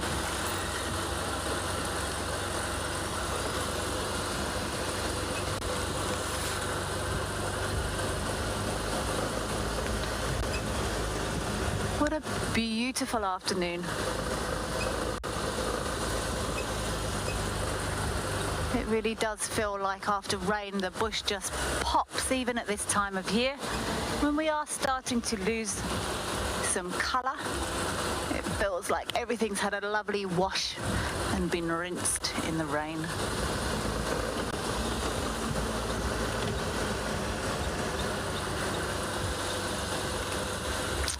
Jackson, who will I miss? To be honest, I'm going to miss everyone. It's amazing how involved you get in the lives of the animals here. And this is going to sound absolutely ridiculous, but I quite enjoyed my time with Cabby the frog. I found the frog and I monitored the frog, and then the frog went on her way again. I've never really noticed that before during my career. And it's incredibly special to be a part of the lives of all of the animals here, and to be able to share it with everyone. It's a very very special time for me, actually.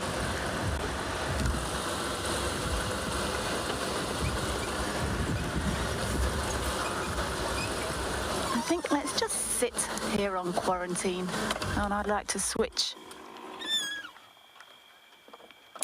some of these lights off, and we'll have a look at this beautiful moon. So this moon is getting bigger by the day, and according to books, it's supposed to trigger the rut. But I think we have already started the rutting season.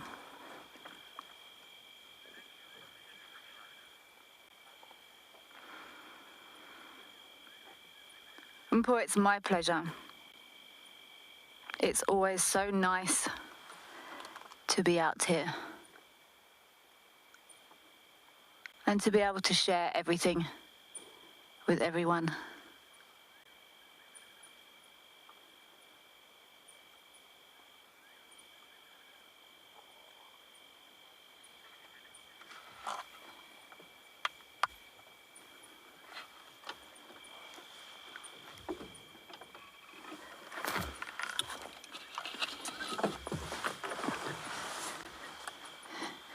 Thank you all so much for my time here. It really has been very special. Please stay tuned. I know I most definitely will, to keep up with everything that's happening here in Djuma. It's been an absolute pleasure, and I hope to see you all again very soon.